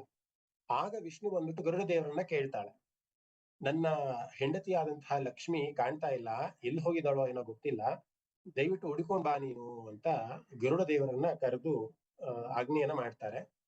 ಆಗ ಲಕ್ಷ್ಮಿ ಆದವಳು ಈ ಒಂದು ಋಷಿ ಏನಿರ್ತಾನಲ್ಲ ಮೇಧಾವಿ ಅನ್ನುವಂತಹ ಋಷಿ, ಅವರ ಮಗಳ ಒಂದು ಯೋನಿನಲ್ಲಿ ಅಂದ್ರೆ ಅವರ ಮಗಳ ಒಂದು ಅವತಾರದಲ್ಲಿ ಅವಳು ಜನ್ಮವನ್ನ ತಾಳಿರ್ತಾಳೆ. ಅವಳ ಹೆಸರು ಮಂಜುಳವಲ್ಲಿ ಅಂತ ಒಂದು ಹೆಸರು. ಯಾರ ಹೆಸರು ಅದು? ಮೇಧಾವಿಯ ಮಗಳ ಹೆಸರು ಮಂಜುಳವಲ್ಲಿ ಅಂತ. ಲಕ್ಷ್ಮಿಯ ಸ್ವರೂಪಳವಳು, ಲಕ್ಷ್ಮಿಯ ಒಂದು ಅವತಾರವಾಗಿ ಭೂಮಿ ಮೇಲೆ ಅವತಾರವನ್ನು ತಾಳ್ದಂತವಳು. ಸೊ ಹಾಗೆ ಗರುಡ ದೇವರು ಎಲ್ಲವನ್ನೂ ಕೂಡ ಅವಲೋಕನ ಮಾಡಿ ಆ ಒಂದು ಮಂಜುಳವಲ್ಲಿ ಅನ್ನುವಂತಹ ಒಂದು ದೇಹದಲ್ಲಿ ಲಕ್ಷ್ಮಿಯ ಒಂದು ಚಿಹ್ನೆಯನ್ನ ಕಂಡು ಮತ್ತೆ ವೈಕುಂಠಕ್ಕೆ ಬಂದು ಹೇಳ್ತಾನಂತೆ ಗರುಡ. ಪರಮಾತ್ಮ, ನೀನು ಹುಡ್ತಾ ಇರುವಂತಹ ಲಕ್ಷ್ಮಿ ಈಗ ಭೂಲೋಕದಲ್ಲಿ ಒಂದು ಋಷಿಯ ಮಗಳಾಗಿ ಜನನ ತಾಳಿದಾಳೆ. ಅವಳ ಹೆಸರು ಮಂಜುಳವಲ್ಲಿ ಅಂತ. ನಿನ್ಗೆ ಲಕ್ಷ್ಮಿ ಬೇಕು ಅಂದಾಗ ಮತ್ತೆ ನೀನು ಭೂಲೋಕಕ್ಕೆ ಹೋಗಿ ಆ ಮಂಜುಳವಲ್ಲಿ ಅನ್ನುವಂತಹ ಭಕ್ತಿಯನ್ನು ನೀನು ಸಂಧಿಸಿದ್ರೆ ನಿನಗೆ ಇರುವಂತಹ ಲಕ್ಷ್ಮಿ ಮತ್ತೆ ಸಿಗ್ತಾಳೆ ಅಂತ. ಹಾಗೆ ವಿಷ್ಣು ದೇವರು ಕೂಡ ಭೂಲೋಕಕ್ಕೆ ಬಂದು ಅಂದ್ರೆ ಆ ಋಷಿಯ ಒಂದು ಮನೆಗೆ ಬಂದು ಕೇಳ್ತಾಳಂತೆ, ನನಗೆ ಒಂದು ಕುಡಿಯೋದಕ್ಕೆ ಸ್ವಲ್ಪ ನೀರ್ ಬೇಕಾಗಿದೆ, ದಯವಿಟ್ಟು ಕೊಡ್ತೀರಾ ಅಂತ. ಆದ್ರೆ ಒಂದು ಕಂಡೀಷನ್ ಆಗ್ತಾನಂತೆ ವಿಷ್ಣು, ಅಂದ್ರೆ ಒಂದು ಬ್ರಾಹ್ಮಣ ರೂಪದಲ್ಲಿ ಬಂದು ಕೇಳುವಂಥದ್ದು. ಏನು ಆ ಕಂಡೀಷನ್ ಅಂದ್ರೆ, ಯಾರು ಇನ್ನು ಅವಿವಾಹಿತರಾಗಿದ್ದಾರೋ ಅಂಥವರ ಕೈಯಲ್ಲಿ ನೀರು ತಂದ್ಕೊಟ್ರೆ ಮಾತ್ರ ನಾನು ನೀರನ್ನ ಸೇವನೆ ಮಾಡ್ತೀನಿ ಅಂತ ಒಂದು ಕಂಡೀಷನ್ ಹಾಕ್ತಾರೆ. ಅದೇ ರೀತಿಯಲ್ಲಿ ಅವರ ಮಗಳನ್ನ ಕಳಿಸಲಾಗುತ್ತೆ ಮಂಜುಳವಲ್ಲಿ ನೀರನ್ನ ತಗೊಂಡ್ಬರ್ತಾಳೆ. ವಿಷ್ಣು ಅಂದ್ರೆ ಬ್ರಾಹ್ಮಣ ರೂಪದಲ್ಲಿದ್ದಂತ ವಿಷ್ಣು ಅವಳ ಒಂದು ಕೈಯನ್ನ ಸ್ಪರ್ಶವನ್ನ ಮಾಡ್ತಾಳೆ. ಮಂಜುಳವಲ್ಲಿ ಕೈಯನ್ನ ಸ್ಪರ್ಶ ಮಾಡಿದಾಗ ಅವಳು ಕಿರ್ಚ್ಕೊಂತಾಳೆ, ಕಿಟಾರ್ ಅಂತ ಕಿರ್ಚ್ಕೊಂಡು ತಂಬಿಗೆಯಲ್ಲಿ ತಂದಿದ್ದ ನೀರನ್ನ ಕೆಳಗಡೆ ಇಡ್ಸ್ಬಿಡ್ತಾಳೆ. ಮತ್ತೆ ತಂದೆ ಓಡಿ ಬರ್ತಾನೆ, ಮೇಧಾವಿ ಎನ್ನುವಂತಹ ಋಷಿ, ಏನಾಯ್ತು ಮಗಳೇ ಅಂತ. ಆಗ ನಿಜವಾದಂತಹ ಒಂದು ರೂಪವನ್ನ, ಅಂದ್ರೆ ವಿಷ್ಣುವಿನ ರೂಪವನ್ನ ಆ ಒಂದು ಮೇಧಾವಿ ಋಷಿಗೆ ವಿಷ್ಣು ತೋರಿಸ್ತಾನೆ. ತನ್ನ ಭುಜವನ್ನ ತೋರಿಸಿ, ನಾನು ವಿಷ್ಣುವಿನ ಸ್ವರೂಪ, ಮಂಜುಳವಲ್ಲಿ ಬೇರೆ ಇನ್ಯಾರು ಅಲ್ಲ, ಅವಳು ನನ್ನ ಹೆಂಡತಿ ಅಂತ, ಲಕ್ಷ್ಮಿಯ ಒಂದು ಅವತಾರ ಅಂತ ಹೇಳಿದಾಗ ಆಗ ಮಂಜುಳವಲ್ಲಿಗೂ ಮತ್ತೆ ಆ ಒಂದು ಬ್ರಾಹ್ಮಣ ರೂಪದಲ್ಲಿ ವಿಷ್ಣುವಿಗೂ ಕೂಡ ಮತ್ತೆ ಇನ್ನೊಂದು ಮದುವೆ ಮಾಡಲಾಗುತ್ತೆ ಅನ್ನುವಂಥದ್ದು ಇವೆಲ್ಲವೂ ಕೂಡ ಕತೆ. ಇದಾದ ನಂತರದಲ್ಲಿ ಏನಾಗುತ್ತೆ, ಮಂಜುಳವಲ್ಲಿ ಏನು ಲಕ್ಷ್ಮಿಯ ಅವತಾರ ಆಗಿರ್ತಾಳಲ್ಲ, ಅವಳು ಬಂದು ಗರುಡನನ್ನ ಕರೆದು ಹೇಳ್ತಾಳಂತೆ, ಹೇಗೆ ಹನುಮಂತ ಸೀತೆಯ ಒಂದು ಅನ್ವೇಷಣೆಯಲ್ಲಿ ಹುಡುಕಿ ಅವನು ಹೆಸರನ್ನ ಪಡ್ಕೊಂಡೋ, ಹಾಗೆ ನಾನು ಮಂಜುಳವಲ್ಲಿ ಆಗಿ ಜನ್ಮವನ್ನ ತಾಳಿದಾಗ ನೀನು, ಅಂದ್ರೆ ದೇಹದಲ್ಲಿ ನಾನಿದ್ದೀನಿ, ಅಂದ್ರೆ ಜೀವಾತ್ಮದಲ್ಲಿ ದೈವತ್ವದ ಒಂದು ರೂಪ ಇದೆ ಅಂತ ಕಂಡುಕೊಂಡಿಯಲ್ಲ. ಎಷ್ಟೋ ಜನರಿದ್ದಾರೆ ಜೀವಾತ್ಮರಾಗಿ, ಎಷ್ಟೋ ಕೋಟಿ ಜನರು ಇದ್ದಾರಲ್ಲ, ಅಂತ ಕೋಟಿ ಜನದಲ್ಲಿ ಲಕ್ಷ್ಮಿಯ ಒಂದು ಅಂಶ ನನ್ನಲ್ಲೇ ಇದೆ ಅಂತ ನೀನು ತೋರಿಸಿದ್ಯಲ್ಲ, ಅಂತಹ ಒಂದು ತೀಕ್ಷ್ಣ ಬುದ್ಧಿಯನ್ನ ಉಳ್ಳಂತಹ ಗರುಡದೇವ, ನಿನಗೆ ಗರುಡಾಚಲ ಅನ್ನುವಂತಹ ಒಂದು ಬೆಟ್ಟನೇ ನಿನ್ನಗೆ ಒಂದು ಸಾಕ್ಷಿಯಾಗ್ಲಿ ಅನ್ನುವಂಥ ಅರ್ಥದಲ್ಲಿ ಇವತ್ತು ಕೂಡ ತಿರುಪತಿಯಲ್ಲಿ ಗರುಡಾಚಲ ಅಥವಾ ಗರುಡಾದ್ರಿ ಅಂತಾನೆ ಒಂದು ಬೆಟ್ಟ ಇದೆ. ಅದಕ್ಕೆ ಹೆಸರು ಬಂದಿದ್ದು ಈ ರೀತಿಯ ಒಂದು ಇದ್ರಲ್ಲಿ. ನೀವು ತಿರುಪತಿಗೆ ಹೋಗುವಂತಹ ಹೆದ್ದಾರಿನಲ್ಲಿ ನೀವು ನೋಡಿದ್ರೆ ಒಂದು ದೊಡ್ಡ ಸ್ತಂಭ ಇರುತ್ತೆ, ಗರುಡ ಸ್ತಂಭ. ಆತನ ಒಂದು ಅಪ್ಪಣೆಯನ್ನ ಪಡೆದೆ ಆತನವನ್ನು ದರ್ಶನವನ್ನ ಮಾಡಿ ನಾವು 7 ಬೆಟ್ಟಗಳನ್ನ ಹತ್ತುವಂತ ಒಂದು ಪ್ರಯತ್ನವನ್ನ ಮಾಡ್ತೀವಿ. ಸೊ ಇದು ಕೂಡ ವಿಷ್ಣು ಪುರಾಣದಲ್ಲೇ ಬಂದಿರುವಂತಹ ಒಂದು ಕತೆ. ಯಾಕೆ ಈ ಕಥೆಯನ್ನ ನಾನು ತಗೊಂಡೆ ಈ ಒಂದು ನಾಮಕ್ಕೆ ಹೇಳೋದಕ್ಕೆ ಅಂತ ಅಂದ್ರೆ, ವಿಷ್ಣು ಚಿತ್ರಾತ್ಮನಾಗಿ ಅಂದ್ರೆ ಸೃಷ್ಟಿ ಸ್ಥಿತಿ ಲಯದಲ್ಲೂ ಕೂಡ 4 ಹಂತಗಳಲ್ಲಿ ಜೀವಾತ್ಮನಲ್ಲಿ ಸೇರ್ಕೊಂಡು, ಹೇಗೆ ಮಂಜುಳವಲ್ಲಿ ಅನ್ನುವಂತಹ ಒಂದು ಜೀವಾತ್ಮದಲ್ಲಿ ಹೇಗೆ ಲಕ್ಷ್ಮಿ ಅನ್ನುವಂತಹ ಒಂದು ದೈವತ್ವದ ಒಂದು ಅಂಶ ಹೇಗೆ, ಸೊ ಹಾಗೆ ಜೀವಾತ್ಮನ ಒಂದು ರೂಪದಲ್ಲಿ ಬಂದು ಹೇಗೆ ಅವಳು ಜೀವಾತ್ಮನ ಪರಮಾತ್ಮ ಮಾಡುವಂತಹ ಒಂದು ಸ್ಥಿತಿಗೆ ಕರ್ಕೊಂಡು ಹೋಗ್ತಾರಲ್ಲ, ಅಂತಹ ಒಂದು ಶಕ್ತಿಯನ್ನ ಉಳ್ಳಂತವ್ರು ನಮ್ಮ ಶ್ರೀಮನ್ ನಾರಾಯಣ ಅನ್ನುವಂಥ ಅರ್ಥದಲ್ಲಿ ಚತುರಾತ್ಮ ಅನ್ನುವಂಥ ಒಂದು ನಾಮ. ಸೊ ಇವತ್ತು ಪಾರಾಯಣ ಮಾಡ್ಬೇಕಾದ್ರೆ ಯಾರು ಕೂಡ ಚತುರಾತ್ಮ ಅಂತ ಬಂದ್ರೆ ನಿಮ್ಮ ಮನಸ್ಸಲ್ಲಿ ಏನು ಬರ್ಬೇಕು ಅಂದ್ರೆ, 4 ಸ್ಥಿತಿಗಳಲ್ಲಿ ಅವನು ಅವತಾರವನ್ನ ತಗೊಂತಾನೆ. ಸೃಷ್ಟಿ ಸ್ಥಿತಿ ಲಯಗಳಲ್ಲೂ ಕೂಡ 4 ಅಂಶಗಳಲ್ಲಿ ಹಂತಗಳಲ್ಲಿ ಅವನು ನಮ್ಮ ಒಂದು ನಿಯಂತ್ರಣವನ್ನು ಮಾಡ್ತಿದ್ದಾನೆ, ಅಂದ್ರೆ ಜೀವಾತ್ಮನ ಒಂದು ನಿಯಂತ್ರಣವನ್ನು ಮಾಡ್ತಿದ್ದಾನೆ ಅನ್ನೋದನ್ನ ಅರ್ಥೈಸ್ಕೊಂಡ್ರೆ ನಿಮ್ಗೆ ಈ ನಾಮ ಬಹಳ ಚೆನ್ನಾಗಿ ಅರ್ಥ ಆಗತ್ತೆ ಅಂತ ಭಾವಿಸ್ತೀನಿ. ನಾವು ಮುಂದಿನ ನಾಮಕ್ಕೆ ಹೋಗೋಣ. ಮುಂದಿನ ನಾಮ ಬಂದು ಚತುರ್ವ್ಯೂಹ ಅಂತ. ವ್ಯಾಸರು ವಿಷ್ಣು ಸಹಸ್ರನಾಮವನ್ನು ಬರಿಬೇಕಂದ್ರೆ ಆದಷ್ಟು ಒಂದೊಂದು ಪದಗಳನ್ನ ತಗೊಂಡೆ, ಚತುರ್ ಮತ್ತೆ ಮುಂದೆ ಬರುತ್ತೆ ಮಹಾತ್ಮ, ಆತರ ಮಹಾ ಅನ್ನುವಂಥದ್ರ 4-5 ನಾಮಗಳು ಬರುತ್ತೆ. ಸೊ ಎಲ್ಲನೂ ಕೂಡ ಒಂದೇ ಕಡೆ ಜೋಡಿಸಿ ನಮ್ಗೆ ತುಂಬಾ ಚೆನ್ನಾಗಿ ವ್ಯಾಸರು ನಮ್ಗೆ ವಿಷ್ಣು ಸಹಸ್ರನಾಮವನ್ನ ಬರೆದು ಕೊಟ್ಟಿದ್ದಾರೆ. ಅದೇ ರೀತಿ ಭೀಷ್ಮರು ಕೂಡ ಅದೇ ರೀತಿ ಉಚ್ಚಾರಣೆಯನ್ನು ಮಾಡಿದ್ದಾರೆ ಅಂತ ಭಾವಿಸ್ತೀನಿ. ಸೊ ಈ ನಾಮ ಬಂದು ಚತುರ್ವ್ಯೂಹ ಅನ್ನುವಂಥದ್ದು. ಏನು ಚತುರ್ವ್ಯೂಹ ಅಂತ ಅಂದ್ರೆ, ವಾಸುದೇವನಾದಂತಹ ಕೃಷ್ಣ 4 ಅವತಾರಗಳಲ್ಲಿ ಅಥವಾ 4 ಮತ್ತೆ ಸ್ತರದಲ್ಲಿ ಒಬ್ಬ ಜೀವಾತ್ಮನನ್ನ ಸೇರ್ಕೊಂಡು ಅಂದ್ರೆ ಸೃಷ್ಟಿಯಲ್ಲಿ ಅವತಾರವನ್ನ ಹೇಗೆ ತಗೊಂಡ ಅಂತ. ಹೀಗೆ ಹೇಗೆ ಅದನ್ನ ಒಂದು ಉದಾಹರಣೆ ಕೊಟ್ಟು ನಿಮ್ಗೆ ಹೇಳ್ಬೇಕು ಅಂತಂದ್ರೆ, ಹೀಗೆ ಹೇಗೆ ಒಂದು ಗಿಡ, ಆ ಗಿಡ ಬೆಳಿಬೇಕಂದ್ರೆ ಅದು ಚಿಗುರು ಎಲೆಯಾಗಿ, ಎಲೆ ಮತ್ತೆ ಹಣ್ಣಾಗಿ ಒಂದು ಒಂದು ಸೈಕಲ್ ಹೇಗೆ ಹೋಗುತ್ತೋ ಒಂದು ಗಿಡದಲ್ಲಿ, ಹಾಗೆ ಕೂಡ ಭಕ್ತರಲ್ಲಿ 4 ವ್ಯೂಹಗಳನ್ನ ಪರಮಾತ್ಮ ಎಳಿತಾನೆ. ವ್ಯೂಹ ಅಂತ ಅಂದ್ರೆ ಒಂದು ಗುಂಪು ಅನ್ನುವಂತ ಅಂತ ಅರ್ಥ ಬರುತ್ತೆ. ನೀವು ಮಹಾಭಾರತದಲ್ಲಿ ಕೇಳಿರ್ತೀರ, 8 ಅಕ್ಷೋಹಿಣಿ ಸೈನ್ಯ, ಅವೆಲ್ಲವೂ ಕೂಡ ಆ ಸೈನ್ಯದಲ್ಲಿ ಒಂದು ವ್ಯೂಹದ ರಚನೆಯನ್ನ ಮಾಡ್ತಾರೆ. ವ್ಯೂಹ ಅಂದ್ರೆ ಒಂದು ಚಕ್ರ ವ್ಯೂಹ ಅಂತ ನಾವೇನ್ ಕೇಳ್ತೀವಲ್ಲ, ಆ ನಮ್ಮ ಅಭಿಮನ್ಯುವರಿಗೆ ಚಕ್ರವ್ಯೂಹದಲ್ಲಿ ಸಿಲುಕಿ ಮಾಡುವಂತ ಒಂದು ಪ್ಲಾನ್ ಅದು ಅಲ್ವಾ. ವ್ಯೂಹ ಅಂತಂದ್ರೆ ಒಂದು ಗುಂಪನ್ನ ಒಂದು ಸ್ಥಿತಿಯಲ್ಲಿ ಅಥವಾ ಒಂದು ಆಕಾರದಲ್ಲಿ ತಂದು ನಿಲ್ಲಿಸೋದಕ್ಕೆ ವ್ಯೂಹ ಅಂತ ಕರೀತಾರೆ. ಸೊ ಇಲ್ಲಿ ಚತುರ್ವ್ಯೂಹ ಅಂತ ಅಂದ್ರೆ ಒಬ್ಬ ಜೀವಾತ್ಮನನ್ನ ವ್ಯೂಹದ ಮುಖೇನ, ಅಂದ್ರೆ ಒಂದು ಆಕಾರದ ರೂಪದಲ್ಲಿ ವಿಷ್ಣು ಹೇಗೆ ಭಕ್ತನನ್ನಾಗಿ ಮಾಡ್ತಾನೆ, ಅಥವಾ ಭಕ್ತನ ಒಂದು ಸ್ಥಿತಿಯನ್ನ ಯಾವ ರೀತಿ ಪರಿವರ್ತನೆ ಮಾಡ್ತಾನೆ ಅನ್ನುವಂತಹ ಒಂದು ಅರ್ಥನೇ ಇಲ್ಲಿ ಚತುರ್ವ್ಯೂಹ ಅನ್ನುವಂಥದ್ದು. ಸೊ ಯಾವ ವ್ಯೂಹವನ್ನ ತಗೊಂತಾನೆ ಅನ್ನೋದನ್ನ ನೋಡೋದಾದ್ರೆ, 4 ತರದ ಒಂದು ವ್ಯೂಹವನ್ನ ಸಾಮಾನ್ಯವಾಗಿ ಎಲ್ಲರ ಒಂದು ಭಕ್ತನಲ್ಲಿ ಅವನು ತಗೊಂತಾನಂತೆ. ಮೊದಲನೇದಾಗಿ ವಾಸುದೇವ, ಎರಡನೇದಾಗಿ ಸಂಕರ್ಷಣ, ಮೂರನೇದಾಗಿ ಪ್ರದ್ಯುಮ್ನ, ನಾಲ್ಕನೇದಾಗಿ ಅನಿರುದ್ಧ ಅನ್ನುವಂಥದ್ದು. ಸೊ ಈ 4 ಸ್ತರಗಳಲ್ಲಿ ಹೇಗೆ ಒಂದು ಗಿಡ ಬೇರಿಂದ ಹಿಡ್ಕೊಂಡು ಹಣ್ಣು ಅಥವಾ ಮರವಾಗೋ ತನಕ ಹೇಗೆ ರೂಪಗೊಂಡು ಒಂದು ಒಂದು ಚಿತ್ರಣವನ್ನ ಅಥವಾ ಮರದ ಒಂದು ಸ್ವರೂಪವನ್ನ ಹೇಗೆ ತಗೊಳುತ್ತಲ್ಲ, ಹಾಗೆ ಒಬ್ಬ ಜೀವಾತ್ಮನಾದವನು ಭಕ್ತನ ಒಂದು ಸ್ವರೂಪವನ್ನ ತಗೊಬೇಕಾದ್ರೆ ಇಲ್ಲಿ ಪರಮಾತ್ಮನಾದಂತವನು ಒಂದು ವ್ಯೂಹವನ್ನ ಎಳಿತಾನಂತೆ. ಸೊ ಯಾವ ವ್ಯೂಹ ಅದು ಅಂತ ನೋಡೋದಕ್ಕೆ ನಮ್ಗೆ ಮೊದಲನೇದಾಗಿ ಗೊತ್ತಿರೋ ಹಾಗೆ, ಅಂದ್ರೆ 4 ಭಾಗಗಳನ್ನ ಮಾಡಿಕೊಂಡ್ರೆ ಕಾಲ್ ಭಾಗ ಅಂತ ಮಾಡ್ಕೊಂಡಾಗ, ಮೊದಲು ವಾಸುದೇವ, ಎರಡನೇದ್ ಬಂದು ಸಂಕರ್ಷಣ, ಮೂರನೇದ್ ಬಂದು ಪ್ರದ್ಯುಮ್ನ, ನಾಲ್ಕನೇದ್ ಬಂದು ಅನಿರುದ್ಧ ಅಂತ. ಸೊ ವಾಸುದೇವ ಬಂದು ಸಂಪೂರ್ಣನಾದವನು ಅವನು ಅಂತ, ಅಂದ್ರೆ ಸಂಪೂರ್ಣ ಅವನು ಈ ಭೂಮಿ ಇದ್ದ ಹಾಗೆ. ವಾಸುದೇವ ಅಂತ ಅಂದ್ರೆ ಈ ಮರದ ಒಂದು ಬೇರಿದ್ದ ಹಾಗೆ, ಅವನೇ ಎಲ್ಲದಕ್ಕೂ ಕೂಡ ಆಧಾರ ಅನ್ನುವಂತಹ ಒಂದು ಅರ್ಥ. ಅಂದ್ರೆ ವಿಷ್ಣು ಇಲ್ಲಿ ಬೇರಿದ್ದ ಹಾಗೆ ಅಂತ, ಅಥವಾ ಭೂಮಿ ಇದ್ದ ಹಾಗೆ ಅಂತ. ಅಂದ್ರೆ ಮರವನ್ನ ಬೇರಿನ ಸಮೇತ ಹಿಡಿದಿಡ್ಕೊಳ್ಳುವಂತಹ ಒಂದು ಶಕ್ತಿಯನ್ನ ಅವನು ಹೊಂದಿದ್ದಾನೆ, ಅಂತಹ ಪುರುಷೋತ್ತಮನವನು. ಅದಕ್ಕೋಸ್ಕರ ವಾಸುದೇವ ಅನ್ನೋದು ಒಂದು ಸ್ತರದಲ್ಲಿ ಇರುವಂತಹ ಒಂದು ಯೋಗ್ಯತೆ ಅಂತ ಹೇಳ್ತಾ ಹೋಗ್ಬೋದು.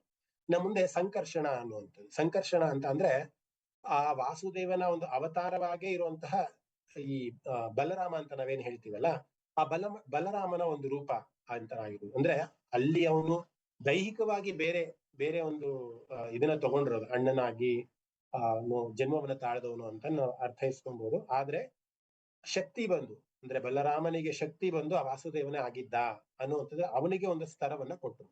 ಅದಕ್ಕೆ ಸಂಕರ್ಷಣ ಅನ್ನೋಂತ ಒಂದು ಹೆಸರು ಬಂತು.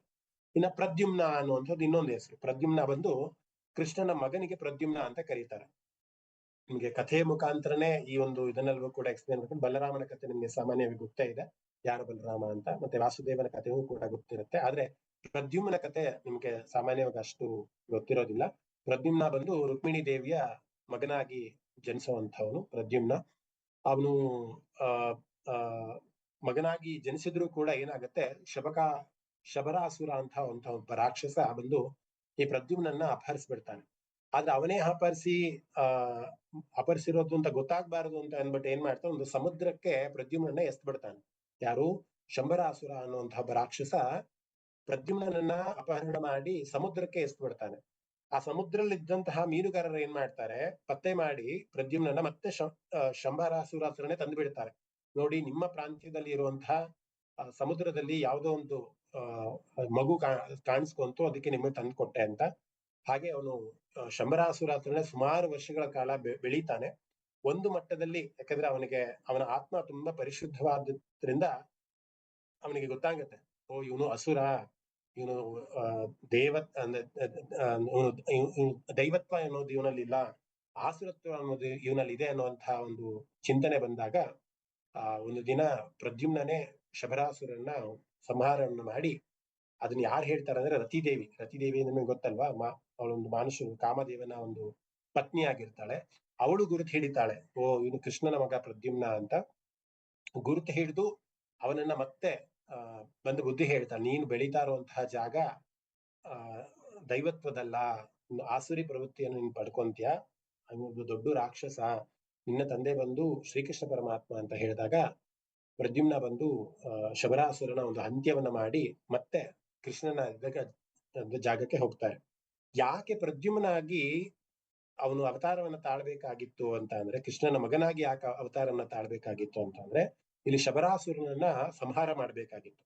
ಅದಕ್ಕೋಸ್ಕರ ಪ್ರದ್ಯುಮ್ನಾಗಿ ಒಂದು ಅವತಾರವನ್ನ, ಅಂದ್ರೆ ಮಗನಾಗಿ ಒಂದು ಅವತಾರವನ್ನು ತಾಳ್ಬೇಕಾಗಿತ್ತು. ಅದೂ ಕೂಡ ವಾಸುದೇವನ ಒಂದು ಅಂಶನೇ ಅನ್ನೋದನ್ನ ನಾವು ಎಲ್ಲರೂ ಕೂಡ ಅರ್ಥ ಮಾಡ್ಕೊಬೇಕು. ಇನ್ನು ಅನಿರುದ್ಧ ಬಂದು ವಾಸುದೇವನ ಮೊಮ್ಮಗ, ಅಂದ್ರೆ ಪ್ರದ್ಯುಮ್ನ ಮಗ ಅನಿರುದ್ಧ ಅನ್ನುವಂಥವನು. ಅವನದು ಕೂಡ ಒಂದು ಕಥೆ ಇದೆ. ಆ ಏನಂದ್ರೆ, ಅವನು ಈ ಚತುರ್ವ್ಯೂಹದಲ್ಲೂ ಬರುವಂತಹ 4ನೇ ಸ್ತರದಲ್ಲಿ ಬರುವಂತವನು. ಬಾಣಾಸುರ ಅಂತ ಒಬ್ಬ ಭಯಾನಕ ರಾಕ್ಷಸ ಇರ್ತಾನೆ. ಅವಳ ಮಗಳು ಉಷಾ ಅನ್ನುವಂಥವಳು. ಆ ಉಷಾ ಅನ್ನೋಳು ಕನಸಿನಲ್ಲಿ ಬಂದು ಪೀಡಿಸ್ತಾ ಇರ್ತಾಳೆ. ಯಾರನ್ನ? ಅನಿರುದ್ಧನನ್ನ ಪೀಡಿಸ್ತಾ ಇರ್ತಾಳೆ. ಯಾವ ರೀತಿ ಪೀಡಿಸ್ತಾ ಇರ್ತಾನೆ ಅಂದ್ರೆ, ಒಂದು ಚಿತ್ರಲೇಖೆ ಅಥವಾ ಒಂದು ಡ್ರಾಯಿಂಗ್ ಅಂತ ನಾವೇನ್ ಹೇಳ್ತೀವಲ್ಲ, ಆ ಒಂದು ರೂಪದಲ್ಲಿ ಬಂದು ಆ ಉಷಾ ಅನ್ನುವಂಥವಳು ಈ ಒಂದು ಅನಿರುದ್ಧನನ್ನ ಸದಾ ಪೀಡಿಸ್ತಾ ಇರ್ತಾಳೆ. ಅಂದ್ರೆ ಒಂದು ರೀತಿಯ ಕಾಮ, ಒಂದು ರೀತಿಯ ಒಲವು ಅನ್ನುವಂತಾನೆ ಹೇಳ್ಬಹುದು. ಆ ನಿಟ್ಟಿನಲ್ಲಿ ಅದು ದೀರ್ಘವಾದಂತಹ ಕತೆ. ಅದು ಇನ್ನೊಂದು ನಾಮಕ್ಕೆ ಯಾವತ್ತನ್ನ ತಗೊಂಡು ಹೇಳ್ತೀನಿ. ಇಲ್ಲಿ ಯಾಕೆ ಇದನ್ನ ಹೇಳ್ತಾ ಇದ್ದೀನಿ ಅಂತ ಅಂದ್ರೆ, ತುಂಬಾ ಚಿಕ್ಕದಾಗಿ ಯಾಕೆ ಹೇಳ್ತಾ ಇದ್ದೀನಿ ಅಂದ್ರೆ, ಅನಿರುದ್ಧ ಅನ್ನುವಂಥವನು ಕೂಡ ವಿಷ್ಣುವಿನ ಒಂದು ಅಂಶ ಅನ್ನೋದನ್ನ ಅರ್ಥೈಸ್ಕೊಬೇಕು ಅನ್ನುವಂಥ ನಿಟ್ಟಿನಲ್ಲಿ ಇದನ್ನೆಲ್ಲ ಹೇಳ್ತಾ ಇರುವಂತದ್ದು. ಸೊ ಆ ವಿಷಯ ಬಂದು ಅನಿರುದ್ಧನ ಒಂದು ವಿವಾಹವನ್ನ ಆಗ್ತಾಳೆ. ನಂತರದಲ್ಲಿ ಬಾಣಾಸುರನ ಒಂದು ಬಂಧನ ಆಗುತ್ತೆ. ಅದು ಒಂದು ದೊಡ್ಡ ಕತೆ ಇದೆ, ಅದು ಬಾಣಾಸುರನ ಕತೆ. ಸೊ ಹೀಗೆ ಅನಿರುದ್ಧ ಬಂದು ಪ್ರದ್ಯುಮ್ನ ಮಗ.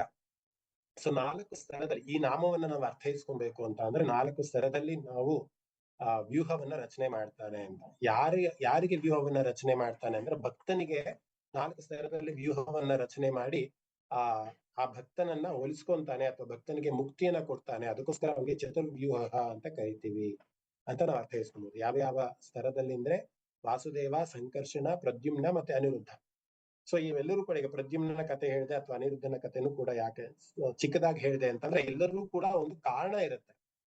ಯಾರೋ ಒಬ್ಬ ಅಸುರನನ್ನ ಅಥವಾ ಯಾರೋ ಒಬ್ಬನನ್ನ ಸಾಯಿಸ್ಬೇಕು, ಅಲ್ಲಿ ಅಧರ್ಮ ಆಗ್ತಿರೋದನ್ನ ನಿಲ್ಸ್ಬೇಕು ಅನ್ನೋದಾಗ, ಯಾವುದೋ ಒಂದು ಅವತಾರದಲ್ಲಿ, ಮಗನ ಅವತಾರದಲ್ಲೋ ಮೊಮ್ಮಗನ ಅವತಾರದಲ್ಲೋ ಅಥವಾ ತಾನೇನೋ ಅವತಾರವನ್ನ ತಗೊಂಡು ಅಥವಾ ವ್ಯೂಹವನ್ನ ರಚನೆ ಮಾಡಿ, ವ್ಯೂಹ is nothing but a plan, ರಚನೆ ಮಾಡಿ ಧರ್ಮದಲ್ಲೇ ಎಲ್ಲರೂ ಕೂಡ ನಡಿಬೇಕು ಅನ್ನುವಂತಹ ಒಂದು ನಿಟ್ಟಿನಲ್ಲಿ ಅವನು ಕೆಲಸ ಮಾಡ್ತಾನೆ ಅನ್ನೋದು. ಅದಕ್ಕೋಸ್ಕರ ಅವನಿಗೆ ಚತುರ್ವ್ಯೂಹ ಅಂತ ಒಂದು ಹೆಸರು. ಅಂದ್ರೆ ಒಂದು ವ್ಯೂಹವನ್ನ ರಚನೆ ಮಾಡ್ತಾನೆ, ಒಂದು ಪ್ಲಾನ್ ಅನ್ನ ಮಾಡ್ತಾನೆ. ಧರ್ಮನಿಷ್ಠೆಯಾಗೇ ಇರಬೇಕು ಅನ್ನುವಂತಹ ನಿಟ್ಟಿನಲ್ಲಿ ಒಂದು ಪ್ಲಾನ್ ಅನ್ನ ಮಾಡ್ತಾನೆ. ಅದಕ್ಕೋಸ್ಕರ ವಾಸುದೇವನಾದಂಥವನು ಕೂಡ ಒಂದು ಪರಬ್ರಹ್ಮ ಸ್ವರೂಪನಾದಂಥವನು. ಬಲರಾಮ ಬಂದು ಬಲದಲ್ಲಿ, ಅಂದ್ರೆ ದೈಹಿಕವಾಗಿ ಬಹಳ ಶಕ್ತಿಯನ್ನ ಉಳ್ಳಂತವನು. ಪ್ರದ್ಯುಮ್ನ ಬಂದು ಕಾಮದೇವರ ಒಂದು ಪುನರ್ಜನ್ಮ ಅಂತಾನೆ ಕರೀತಾರೆ ಪ್ರದ್ಯುಮ್ನನ್ನ. ಇನ್ನ ಅನಿರುದ್ಧ ಬಂದು ಅಹಂಕಾರ, ಇಚ್ಛಾಶಕ್ತಿ, ಬ್ರಹ್ಮನ ತೇಜಸ್ಸಿನ ಒಂದು ಸ್ವರೂಪಕ್ಕೆ ಅವನು ಸಾಕ್ಷಿ ಆಗ್ತಾನೆ. ಮುಂದಿನ ನಾಮಗಳಲ್ಲಿ ಖಂಡಿತ ಇದರ ಒಂದು ಅನಿರುದ್ಧನ ಪ್ರದ್ಯುಮ್ನ ಕತೆ ಖಂಡಿತ ಇದೆ. ಸ್ವಲ್ಪ ದೀರ್ಘವಾಗಿ ಅದನ್ನ ಅಧ್ಯಯನ ಮಾಡಿ ಅದನ್ನ ಹೇಳುವಂತ ಪ್ರಯತ್ನ ಮಾಡ್ತೀನಿ. ಸೊ ಈ ಒಂದು ನಾಮಕ್ಕೆ ಚತುರ್ವ್ಯೂಹ ಅಂತ ಅಂದ್ರೆ, ಧರ್ಮವನ್ನ ಉಳಿಸೋದಕ್ಕೋಸ್ಕರ ಪರಮಾತ್ಮನು ಬೇರೆ ಬೇರೆ ಅವತಾರಗಳಲ್ಲಿ, ವಾಸುದೇವ, ಸಂಕರ್ಷಣ, ಪ್ರದ್ಯುಮ್ನ, ಅನಿರುದ್ಧ ಅನ್ನುವಂತಹ ಅವತಾರಗಳನ್ನ ತಗೊಂಡು ಭಕ್ತನನ್ನ ಉದ್ಧಾರ ಮಾಡ್ತಾನೆ ಅನ್ನೋದನ್ನ ಅರ್ಥೈಸ್ಕೊಂಡ್ರೆ, ಚತುರ್ವ್ಯೂಹ ಅನ್ನುವಂತಹ ಒಂದು ನಾಮಕ್ಕೆ ಇದು ಸಾಕ್ಷಿ ಆಗತ್ತೆ ಅಲ್ವಾ. ಇನ್ನು ಮುಂದಿನ ನಾಮಕ್ಕೆ ಹೋಗೋಣ. ಮುಂದಿನ ನಾಮ ಚತುರ್ದಂಷ್ಟ್ರ ಅನ್ನುವಂಥದ್ದು. ನಾವೆಲ್ಲ ಹೇಳಿದ್ನಲ್ಲ, ಚತುರ್ ಅನ್ನೋದು ಬಹಳ ಸತಿ ರಿಪೀಟ್ ಆಗಿದೆ ಅಂತ. ಇಲ್ಲಿ ದಂಷ್ಟ್ರ ಅಂತ ಅಂದ್ರೆ ದಂತ ಅಥವಾ ಹಲ್ಲು ಅನ್ನುವಂತಹ ಒಂದು ಅರ್ಥ ಬರುತ್ತೆ ಸಂಸ್ಕೃತದಲ್ಲಿ. ಸಾಮಾನ್ಯವಾಗಿ ನಮ್ಗೆ ಹಲ್ಲು ಅಂತ ನೋಡಿದ ತಕ್ಷಣ ನಮ್ಗೆ ಮೊದಲಿಗೆ ನೆನಪಾಗುವಂಥದ್ದು ನರಸಿಂಹದೇವರು. ನರಸಿಂಹನ ದೇವರ ಒಂದು ರೂಪವನ್ನ ನೀವು ನೋಡ್ತಾ ಇದ್ರೆ, ಅಲ್ಲಿ 4 ಹಲ್ಲುಗಳನ್ನ, ಮೇಲೆ 2 ಮತ್ತೆ ಕೆಳಗಡೆ 2 ಹಲ್ಲುಗಳು, ಅಂದ್ರೆ ಬಾಚಿ ಹಲ್ಲುಗಳು ಅಂತ ನಾವೇನು ಕರಿತೀವಲ್ಲ, ಅದು ನಮ್ಗೆ ಕಾಣಿಸ್ತಾ ಹೋಗುತ್ತೆ. ಅದಕ್ಕೋಸ್ಕರ ನರಸಿಂಹನ ಒಂದು ವಿಗ್ರಹವನ್ನ ನೋಡೇ ಭೀಷ್ಮರು ಹೇಳಿರ್ಬೋದು ಚತುರ್ದಂಷ್ಟ್ರ ಅನ್ನುವಂಥದ್ದು ಒಂದು ಹೆಸರು. ಅಂತ ಅಂದ್ರೆ 4 ಹಲ್ಲುಗಳನ್ನ ಉಳ್ಳವಂತವನು. ಎಂತಹ ಹಲ್ಲುಗಳು? ಬಾಚಿ ಹಲ್ಲುಗಳನ್ನ ಉಳ್ಳಂತವನು ಅಂತ. ಚತುರ್ದಂಷ್ಟ್ರ ನರಸಿಂಹ ವಿಗ್ರಹ ಅಂತ ಒಂದು ವ್ಯಾಖ್ಯಾನವನ್ನ ಅಥವಾ ಇದನ್ನ ಕಮೆಂಟ್ರಿಯನ್ನ ಶಂಕರರು ಬರೀತಾರೆ, ಆದಿಶಂಕರಾಚಾರ್ಯರು. ಅಂದ್ರೆ ಆ ಒಂದು ರೂಪ, ಅಂದ್ರೆ 4 ಬಾಚಿ ಹಲ್ಲುಗಳನ್ನ ಹೊಂದಿರುವಂತಹ ರೂಪ ನಿನ್ನದಪ್ಪ ಅನ್ನುವಂಥದ್ದು. ಅದಲ್ಲದೆ ಇನ್ನೊಂದು ವರಾಹ ಅವತಾರದಲ್ಲೂ ಕೂಡ ನೀವು ನೋಡಬಹುದು. ವರಾಹ ಅವತಾರದಲ್ಲಿ ಭೂಮಿಯನ್ನ ಪಾತಾಳಕ್ಕೆ ತಗೊಂಡು ಹೋದಾಗ ವರಾಹ ರೂಪದಲ್ಲಿ ಬಂದು ಹಂದಿಯ ಒಂದು ರೂಪದಲ್ಲಿ ಬಂದು ಹೇಗೆ ತನ್ನ ಬಾಚಿ ಹಲ್ಲುಗಳಿಂದ ಆ ಭೂಮಿಯನ್ನ ಸಂರಕ್ಷಣೆ ಮಾಡ್ದ ಆ ಕಥೆಯನ್ನ ಇಂದಿನ ನಾಮಗಳಲ್ಲಿ ಆಲ್ರೆಡಿ ನಾನು ಹೇಳಾಗಿದೆ. ಆ ಅವತಾರವನ್ನ ಇರೋದೇ ದಶಾವತಾರ. ದಶಾವತಾರದಲ್ಲಿ ಎಲ್ಲಾ ಅವತಾರದ ಕಥೆಗಳನ್ನು ಹೇಳಾಗಿದೆ. ಇನ್ನು ಸಾವಿರ ನಾಮಗಳಿಗೆ ಇನ್ನಿಷ್ಟು ಕಥೆಗಳನ್ನ ನಾನು ಹುಡುಕಿ ಹೇಳುವಂತ ಪ್ರಯತ್ನ ನಡೀತಾನೆ ಇದೆ, ಸಾಕ್ತಾನೆ ಇದೆ. ಅದು ಖಂಡಿತ ಹಾಗೆ ಆಗತ್ತೆ. ಸೊ ಆ ರೀತಿನಲ್ಲಿ ದಂಷ್ಟ್ರ ಅಂತಂದ್ರೆ ಇಲ್ಲಿ ಹಲ್ಲುಗಳು ಅನ್ನುವಂತಹ ಒಂದು ಅರ್ಥ. ಸೊ ಇಲ್ಲಿ ಯಾರು ಕೋರೆ ಹಲ್ಲುಗಳನ್ನ ಹೊಂದಿರ್ತಾನೋ ನರಸಿಂಹ ಅವತಾರದಲ್ಲಿ ಅಥವಾ ವರಾಹ ಅವತಾರದಲ್ಲಿ ಅಂತಹ ಹಲ್ಲುಗಳನ್ನ ಹೊತ್ತಿರುವಂತಹ ಅಥವಾ ಇರುವಂತಹ ಒಂದು ರೂಪಕ್ಕೆ ಚತುರ್ದಂಷ್ಟ್ರ ಅನ್ನುವಂತಹ ಒಂದು ನಾಮವನ್ನ ಕರೀತಾರೆ. ಇಲ್ಲಿ ಇನ್ನೊಂದು ಅರ್ಥವನ್ನು ಕೂಡ ಸ್ವಲ್ಪ ಬುಕ್ಸ್ ಅಲ್ಲಿ ನಾನು ಬೇರೆ ಬುಕ್ಸ್ ರೆಫರ್ ಮಾಡಿದಾಗ ಈ ಒಂದು ನಾಮಕ್ಕೆ ಈ ಕೊಂಬು ಅಂತ ನಾವೇನ್ ಹೇಳ್ತೀವಲ್ಲ ಅದಕ್ಕೂ ಕೂಡ ಋಗ್ವೇದದಲ್ಲಿ ಚತ್ವಾರಿ ಶೃಂಗಾಹ ಅಂತ ಒಂದು ಅರ್ಥ. ಶೃಂಗ ಅಂತಂದ್ರೆ ಕೊಂಬು ಅನ್ನುವಂತ ಅರ್ಥ ಬರುತ್ತೆ. ಸೊ 4 ಕೊಂಬುಗಳು ಇರುವಂತವನು ಚತುರ್ ಶೃಂಗ ಅಂತನೂ ಕೂಡ ಒಂದು ಹೆಸರಿದೆ ವಿಷ್ಣುವಿಗೆ. ಅಂದ್ರೆ ಇಲ್ಲಿ ವಿಷ್ಣು ಸಹಸ್ರನಾಮದಲ್ಲಿ ಬಂದಿರುವಂತದ್ದು ಚತುರ್ದಂಷ್ಟ್ರ ಅಂತ. ದಂಷ್ಟ್ರ ಅಂದ್ರೆ ಹಲ್ಲುಗಳನ್ನ ಹೊಂದಿರುವಂತವನು. ಹಾಗೆ 4 ಕೊಂಬುಗಳನ್ನು ಕೂಡ ಹೊಂದಿದ್ದಾನೆ ಅಂತ. ಯಾವ ಅವತಾರದಲ್ಲಿ ಅಂತ ಅಂದ್ರೆ ಅಗ್ನಿಯ ಒಂದು ಸ್ವರೂಪದಲ್ಲಿ. ನೀವು ಅಗ್ನಿಯನ್ನ ಬೆಳಗಬೇಕಂದ್ರೆ ನೀವು ನೋಡ್ಬೋದು, ಅದು ಏರುಪೇರು ಆಗ್ತಿರುತ್ತೆ. ಅಂದ್ರೆ ಶೃಂಗ ಅಂದ್ರೆ ಕೊಂಬಿನ ರೂಪದಲ್ಲಿ ಅಗ್ನಿದೇವರ ಒಂದು ಇದರಲ್ಲಿ ಕಾಣಿಸ್ಕೊಂತಾರೆ ವಿಷ್ಣು ಅನ್ನುವಂತ ಅರ್ಥದಲ್ಲಿ ಚತ್ವಾರಿ ಶೃಂಗಾಹ ಅಂತನೂ ಕೂಡ ಅಂದ್ರೆ ಶೃಂಗ ಅಂದ್ರೆ ಕೊಂಬು ಅನ್ನುವಂತ ಅರ್ಥ ಬರುತ್ತೆ. ಸೊ ಈ ನಾಮ ಚತುರ್ದಂಷ್ಟ್ರ ಅಂತ ಅಂದ್ರೆ 4 ಕೋರೆ ಹಳ್ಳಿಗಳನ್ನ ಉಳ್ಳಂತವನು ಅನ್ನುವಂತ ಒಂದು ಅರ್ಥ ಬರುತ್ತೆ. ಕಥೆಯ ಮುಖಾಂತರ ಈ ಒಂದು ನಾಮವನ್ನ ನಾವು ಅರ್ಥೈಸ್ಕೊಬೇಕಂತ ಅಂದ್ರೆ ಲೌಕಿಕವಾಗಿ ಅಂದ್ರೆ ಇದೇ ಕಲಿಯುಗದಲ್ಲಿ ನಡೆದಂತಹ ಒಂದು ಕತೆ ನಾನು ನಿಮ್ ಮುಂದೆ ಹೇಳ್ತಾ ಇದ್ದೀನಿ. ವಿಶ್ವರೂಪಂ ಅನ್ನುವಂಥದ್ದು ಒಂದು ಊರು, ತಮಿಳುನಾಡಲ್ಲಿ ಬರುವಂತಹ ಒಂದು ಊರಿದು ವಿಶ್ವರೂಪಂ ಅಂತ. ನನಗೆ ಯಾವ ಪ್ರಾಂತ್ಯ ಅಂತ ಅಷ್ಟು ಗೊತ್ತಿಲ್ಲ. ಸೊ ಅಲ್ಲಿ ವಿಷ್ಣು ಚಿತ್ತಭಟ್ಟ ಅಂತ ಅನ್ನೋ ಒಬ್ರು ಆಳ್ವಾರರು ದೇವರ ಒಂದು ಸನ್ನಿಧಾನದಲ್ಲಿ ಪೌರೋಹಿತ್ಯವನ್ನ ಮಾಡಿಕೊಂಡು ನರಸಿಂಹ ದೇವರ ಒಂದು ಆರಾಧನೆಯನ್ನ ಅವ್ರು ಮಾಡ್ತಿದ್ರು. ಅವರಿಗೂ ಮತ್ತೆ ನರಸಿಂಹ ದೇವರಿಗೂ ಎಷ್ಟರ ಮಟ್ಟಿಗೆ ಒಂದು ಸಂವಾದ ಅಂದ್ರೆ ಅವರು ದಿನಾ ಮಾತಾಡ್ತಾ ಇದ್ರಂತೆ ನರಸಿಂಹದೇವರ ಹತ್ರ. ಅಂದ್ರೆ ನಾವು ಕೂಡ ದೇವರ ಹತ್ರ ಮಾತಾಡ್ಬೋದು, ಖಂಡಿತ ಆ ಅವಕಾಶ ನಮಗೂ ಕೂಡ ಇದೆ. ಆದ್ರೆ ಆ ಮಟ್ಟಿಗೆ ನಾವು ಪಕ್ವವಾಗಿರ್ಬೇಕು ಅಂದ್ರೆ ದೇವರು ನಮ್ಮ ಒಂದು ಮಾತನ್ನ ಕೇಳಿಸ್ಕೊಂತಾ ಇದ್ದಾನೆ ಅನ್ನುವಂತಹ ಒಂದು ಪರಿಕಲ್ಪನೆ ನಮಗೆ ಬರಬೇಕು. ಹಾಗೆ ದೇವರು ಕೂಡ ಇವ್ ನನ್ನ ಭಕ್ತ, ನಾನು ಇವನ ಮಾತನ್ನ ಕೇಳಿಸ್ಕೊಬೇಕು ಅನ್ನುವಂತಹ ಒಂದು ಇದು ದೇವರಿಗೂ ಕೂಡ ಬರಬೇಕು. ಆ ರೀತಿ ಒಂದು ಕನೆಕ್ಷನ್ ಆದಾಗ ಮಾತ್ರ ನಮಗೆ ಮತ್ತೆ ದೇವರಿಗೆ ಸಂವಾದವನ್ನ ಮಾಡಕ್ಕಾಗುತ್ತೆ. ಇವತ್ತಿಗೂ ಕೂಡ ನಾನು ಸುಮಾರು ಜನನ್ನ ನೋಡ್ತೀನಿ, ಯೋಗಾಭ್ಯಾಸವನ್ನು ಮಾಡುವಂತವ್ರು ಅಥವಾ ಧ್ಯಾನವನ್ನು ಮಾಡೋರು ಗಿಡಗಳ ಜೊತೆ ಮಾತಾಡ್ತಾರೆ. ಟೆರೆಸ್ ಮೇಲೆ ಹೋಗಿ ಗಿಡಗಳ ಜೊತೆ ಮಾತಾಡ್ತಾರೆ. ಏನು ಚಿಗುರು ಬಟ್ಟಿ ಆಗುತ್ತೋ, ಹೂ ಬಿಟ್ಬಿಟ್ಟಿ ಇವತ್ತು ನೀನು, ಈ ರೀತಿ ಆ ಗಿಡಗಳ ಜೊತೆ ಮಾತಾಡ್ತಾ ಇರ್ತಾರೆ. ಅದೇ ರೀತಿ ದೇವರ ಜೊತೆ ಒಬ್ರೇ ಕೂತ್ಕೊಂಡು ಹತ್ಕೊಂಡು ದೇವರ ಜೊತೆ ಬಿನಹ ಮಾಡ್ಕೊಳ್ತೀನಿ, ನಾನು ಏನ್ ತಪ್ಪು ಮಾಡಿದೆ ಇವತ್ತು, ನನ್ಗೆ ಯಾಕೆ ಈ ಶಿಕ್ಷೆ, ಈ ರೀತಿ ದೇವರನ್ನ ಒಂದು ಅಂತರಾತ್ಮದಲ್ಲಿ ದೇವರಿದ್ದಾನೆ ಅನ್ನುವಂತಹ ಒಂದು ನಿಟ್ಟಿನಲ್ಲಿ ಅವರವರೇ ಮಾತಾಡ್ಕೊಂತ ಇರ್ತಾರೆ. ಖಂಡಿತ ಅದು ಅಂತರಾತ್ಮದಲ್ಲಿ ಇರುವಂತಹ ದೇವರಿಗೆ ಖಂಡಿತ ಅದು ಕೇಳಿಸುತ್ತೆ, ಅದ್ರಲ್ಲಿ ಯಾವುದೇ ರೀತಿ ಸಂದೇಹ ಇಲ್ಲ. ಹಾಗೆ ಇಲ್ಲಿ ವಿಷ್ಣು ಚಿತ್ತ ಭಟ್ಟ ಅಂತ ಏನ್ ಹೇಳಿದ್ನಲ್ಲ, ಅವರು ನರಸಿಂಹ ದೇವರ ಹತ್ರ ಪ್ರತಿದಿನ ಮಾತಾಡ್ತಿದ್ರಂತೆ. ಕಲ್ಲಿನ ರೂಪದಲ್ಲಿದ್ರೂ ಕೂಡ ಅವರು ಒಂದು ನೈವೇದ್ಯಕ್ಕೆ ಏನಾದ್ರು ಒಂದು ಹಣ್ಣನ್ನ ತಂದಾಗ ಏನ್ ಮಾಡ್ತಿದ್ರಂದ್ರೆ, ಆ ಬಾಳೆಹಣ್ಣು ಯಾರು ನೈವೇದ್ಯಕ್ಕೆ ಕೊಟ್ರೆ ಆ ಬಾಳೆಹಣ್ಣನ್ನ ಸುಲಿದು ಆ ಚತುರ್ದಂಷ್ಟ್ರ ಅನ್ನುವಂತಹ ಬಾಯಿಗೆ, ಕೋರೆ ಹಲ್ಲುಗಳಂತಹ ಒಂದು ಬಾಯಿಗೆ ಇಟ್ಟು ಅದು ತಿಂತಾರೋ ಬಿಡ್ತಾರೋ ಅದು ಅವರ ಪ್ರಕಾರ ನರಸಿಂಹ ದೇವರು ತಿಂದಿದ್ದಾರೆ ಹಣ್ಣನ್ನ ಅನ್ನುವಂತ ಅರ್ಥ. ಹಾಗೆ ಒಂದು ತೆಂಗಿನಕಾಯಿಯನ್ನ ಯಾರಾದ್ರೂ ನೈವೇದ್ಯಕ್ಕೆ ತಂದ್ರೆ ಏನ್ ಮಾಡ್ತಿದ್ರಂತೆ, ಅವ್ರು ಹೇಳ್ತಿದ್ರ ಹಾಗೆ ತರಬೇಡಿ, ತೆಂಗಿನಕಾಯಿನ ತುರಿದು ತಗೊಂಬನ್ನಿ. ಅಂದ್ರೆ ತೆಂಗಿನಕಾಯಿನ ಚೆನ್ನಾಗಿ ತುರಿದು ಅದನ್ನ ನೈವೇದ್ಯವಾಗಿ ತಗೊಂಬನ್ನಿ, ಆಗ ಪರಮಾತ್ಮ ತಿಂತಾನೆ. ನೀವು ಉಂಡೆಕಾಯಿನ ತಂದ್ಬಿಟ್ರೆ ಹೇಗೆ ಪರಮಾತ್ಮ ತಿನ್ನಕ್ಕಾಗತ್ತೆ ಅಂತ. ಈ ರೀತಿ ಒಂದು ಆಪಲ್ ನ ಕಟ್ ಮಾಡ್ಕೊಂಡ್ ತಗೊಂಬನ್ನಿ ಆಪಲ್ನ ನೈವೇದ್ಯಕ್ಕೆ. ಸೊ ಇದು ನಿಜವಾಗ್ಲೂ ನಡೆದಂತಹ ಒಂದು ಘಟನೆ ನಾನೆಲ್ಲ ಹೇಳ್ತಾ ಇರೋದು. ಆ ಮಟ್ಟಿಗೆ ಭಕ್ತನಿಗೆ ಪರಮಾತ್ಮನ ಮೇಲೆ ಒಂದು ಪ್ರೀತಿ, ಪರಮಾತ್ಮನಲ್ಲಿ ಇರುವಂತಹ ಒಂದು ಭಕ್ತಿ. ಆದ್ರೆ ಸುಮಾರು ಜನ ಇದನ್ನ ನೋಡ್ದವ್ರು ಇವನೇನು ಬಹಳ ವಿಚಿತ್ರವಾಗಿ ಮಾತಾಡ್ತಿದ್ದಾನಲ್ಲ, ಯಾರಾದ್ರೂ ತೆಂಗಿನಕಾಯಿನ ತುರಿದು ತಗೊಂಡು ಹೋಗ್ತಾರ, ಹಾಗೆ ಹೇಳ್ತಾರಲ್ವಾ, ಯಾರಾದ್ರೂ ಬಾಳೆ ಸಿಪ್ಪೆಯನ್ನ ತೆಗೆದು ಕೊಡ್ತಾ ಇವನೇ ನಿಜವಾಗ್ಲೂ ತಿನ್ಸ್ತಾ ಇದ್ದಾನ ನರಸಿಂಹನಿಗೆ ಅನ್ನುವಂಥ ಸುಮಾರು ಉಡಾಫೆ ಮಾತುಗಳನ್ನ ಸುಮಾರು ಜನ ಮಾಡಿ ಹೋಗ್ತಾ ಇದ್ರಂತೆ. ಆದ್ರೆ ಆ ಒಂದು ವಿಷ್ಣು ಚಿತ್ತ ಅನ್ನುವಂಥ ಏನಿರ್ತಲ್ಲ, ಅವನು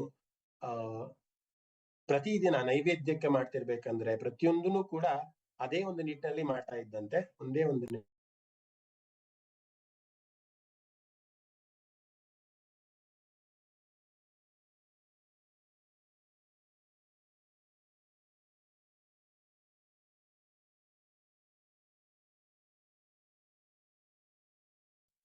ಕ್ಷಮೆ ಇರ್ಲಿ. ಸೊ ಹಾಗೆ ಈ ಭಕ್ತ ಅಂದ್ರೆ ವಿಷ್ಣು ಚಿತ್ತ ಅಂತ ಅವನು ಏನ್ ಇದ್ದ, ಕಲಿಯುಗದಲ್ಲೂ ಕೂಡ ಈ ರೀತಿಯ ಒಂದು ಅವತಾರಗಳು ನಡೆಯುತ್ತೆ ಅಥವಾ ಈ ರೀತಿಯ ಒಂದು ಭಕ್ತಿ ಇರುತ್ತೆ ಅಂತ ಅಲ್ಲಿ ನಿಜವಾಗ್ಲೂ ನಡೀತಾ ಇದ್ದು ನೈವೇದ್ಯನೇ. ಆ ಚತುರ್ದಂಷ್ಟ್ರ ಅನ್ನುವಂತಹ ನರಸಿಂಹ ವಿಗ್ರಹಕ್ಕೆ ನಿಜವಾದ ನೈವೇದ್ಯ ನಡೀತಾ ಇತ್ತು. ಇವತ್ ನಾವೇನ್ ಅನ್ಕೊಂತೀವಿ ಅಂತ ಅಂದ್ರೆ, ಅಯ್ಯೋ ಏನೋ ನೈವೇದ್ಯಕ್ಕೆ ಮಾಡಿಟ್ರು ಆಯ್ತು, ಪರಮಾತ್ಮ ಸುಮ್ನೆ ಹಿಂಗ್ ತೋರ್ಸಿದ್ರಾಯ್ತು. ಸಾಮಾನ್ಯವಾಗಿ ದೇವಸ್ಥಾನದಲ್ಲಿ ನೋಡ್ತೀವಿ, ಒಂದು ಸ್ಕ್ರೀನ್ ಎಳಿಬಿಡ್ತಾರೆ ನೈವೇದ್ಯ ಮಾಡ್ಬೇಕಂದ್ರೆ, ಪರಮಾತ್ಮ ಊಟ ಮಾಡ್ತಿದ್ದಾನೆ ಯಾರು ನೋಡ್ಬೇಡಿ ಏನು ಅಂತಾರೆ. ಆದ್ರೆ ನಿಜವಾಗ್ಲೂ ಪರಮಾತ್ಮನಿಗೆ ಅದನ್ನ ಸಮರ್ಪಣೆಯನ್ನು ಮಾಡ್ತಿದ್ದಾರಾ, ಮಂತ್ರದ ಮುಖಾಂತರ ಅದನ್ನ ನೈವೇದ್ಯವನ್ನು ಕೊಡ್ತಿದ್ದಾರಾ, ಅಥವಾ ಪರಮಾತ್ಮನಿಗೆ ರುಚಿಯಾಗಿ ಅಂದ್ರೆ ಹೇಗೆ ಈಗ ವಿಷ್ಣು ಚಿತ್ತ ಭಟ್ಟ ಮಾಡ್ತಿದ್ನಲ್ಲ ಆ ರೀತಿ ಮಾಡ್ತಿದ್ದಾರಾ ಅನ್ನೋದು ನಿಜವಾಗ್ಲೂ ಪ್ರಶ್ನೆಯನ್ನ ಹಾಕೊಬೇಕಾದಂತಹ ಒಂದು ಇದೇನೆ. ಸೊ ಕಲಿಯುಗದಲ್ಲೂ ಕೂಡ ಇವತ್ತು ವಿಶ್ವರೂಪಂ ಅನ್ನುವಂತಹ ಒಂದು ದೇವಸ್ಥಾನದಲ್ಲಿ ಅವ್ರು ಇವತ್ತು ಇದಾರೋ ಇಲ್ಲೋ ಗೊತ್ತಿಲ್ಲ, ಆ ರೀತಿಯಾದಂತಹ ಒಂದು ನೈವೇದ್ಯದ ಒಂದು ಕ್ರಿಯೆ ನಡೀತಾ ಇತ್ತು ಅಂತ. ಸೊ ಅದಕ್ಕೋಸ್ಕರ ಚತುರ್ದಂಷ್ಟ್ರ ಅಂತ ಅಂದ್ರೆ ನರಸಿಂಹನಿಗೆ ಹೇಗೆ ಕೋರೆ ಎಲೆಗಳು ರೂಪದಲ್ಲಿ ಕಾಣಿಸ್ಕೊಂಡಲ್ಲ, ಆ ರೀತಿಯಾಗಿ ನಾವು ಈ ವಿಷ್ಣುವಿನ ನಾಮ ಚತುರ್ದಂಷ್ಟ್ರ ಅನ್ನೋದನ್ನ ನಾವು ಅರ್ಥೈಸ್ಕೊಬಹುದು. ಇನ್ನು ಮುಂದಿನ ನಾಮಕ್ಕೆ ಹೋಗೋಣ. ಚತುರ್ಭುಜ ಅನ್ನುವಂಥದ್ದು ಮುಂದಿನ ನಾಮ. ವಿಷ್ಣು ಸಹಸ್ರನಾಮದ ಮೊದಲನೇ ಶ್ಲೋಕನೇ ಹೇಳುತ್ತೆ, ಶುಕ್ಲಾಂಬರಧರಂ ವಿಷ್ಣುಂ ಶಶಿವರ್ಣಂ ಚತುರ್ಭುಜಂ. ಮೊದಲನೇ ಶ್ಲೋಕದ ಮೊದಲನೇ ಲೈನ್ಲೇ ಬಂದ್ಬಿಡ್ತೀವಿ ಚತುರ್ಭುಜ ಅಂತ. ಮತ್ತೆ ಇದು ಅರ್ಥೈಸ್ಕೊಳ್ಳೋಕ್ಕೂ ಬಹಳ ಸುಲಭವಾದದ್ದು. 4 ಭುಜಗಳನ್ನ ಹೊಂದಿರುವಂತವನು, ಅದಕ್ಕೋಸ್ಕರ ಅವನಿಗೆ ಚತುರ್ಭುಜ ಅಂತ ಕರೀತಾರೆ ಅಂತ. ಭಗವದ್ಗೀತೆಯಲ್ಲೂ ಕೂಡ ಪರಮಾತ್ಮನೇ ಹೇಳಿದಾನೆ, ಕಿರೀಟಿನಂ ಗದಿನಂ ಚಕ್ರಹಸ್ತಂ ಇಚ್ಛಾಮಿ ತ್ವಾಂ ದ್ರಷ್ಟುಮಹಂ ತಥೈವ ತೇನೈವ ರೂಪೇಣ ಚತುರ್ಭುಜೇನ ಸಹಸ್ರಭಾವೋ ಭವ ವಿಶ್ವಮೂರ್ತೆ ಅಂತ.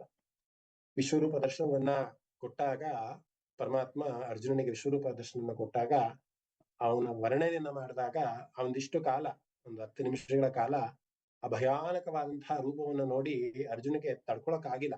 ಎಷ್ಟರ ಮಟ್ಟಿಗೆ ಅಂದ್ರೆ ಪ್ರತಿಯೊಂದು ಕೂಡ ಆಗಸದಿಂದ ಭೂಮಿಯಿಂದ ಆಗಸದವರೆಗೂ ಅವನೇ, ಎಷ್ಟು ದೂರದಲ್ಲಿ ನೋಡಿದ್ರು ಮತ್ತೆತ್ತು ಅವನೇ, ಎಲ್ಲೆಲ್ಲೂ ಕೂಡ ಅವನೇ, ಅವನ ಪ್ರಭೆ, ಅವನ ಒಂದು ರಾಕ್ಷಸರನ್ನ ನುಂಗುವಂಥದ್ದು ಅಥವಾ ಅವನಲ್ಲೇ ಎಲ್ಲವೂ ಕ್ರಿಯೆ ನಡೀತಾದಂತಹ ಘೋರವಾದಂತಹ ರೂಪವನ್ನ ತೋರಿಸಿ ಒಂದು ಕಡೆ ಹೇಳ್ತಾನೆ ವಿಶ್ವರೂಪ ದರ್ಶನದಲ್ಲಿ, ಪರಮಾತ್ಮ ನಿನ್ನ ಚತುರ್ಭುಜವನ್ನ, ಸಾಮಾನ್ಯವಾದಂತಹ ಶಾಂತ ರೂಪವಾದಂತಹ ಚತುರ್ಭುಜವನ್ನ ತೋರ್ಸಪ್ಪ ನನ್ಗಷ್ಟೇ ಸಾಕು, ಇದು ನನಗೆ ತುಂಬಾ ಭಯಾನಕವಾಗಿದೆ ನಿನ್ನ ರೂಪ ಅಂತ ಭಗವದ್ಗೀತೆಯಲ್ಲಿ ಬರುತ್ತೆ.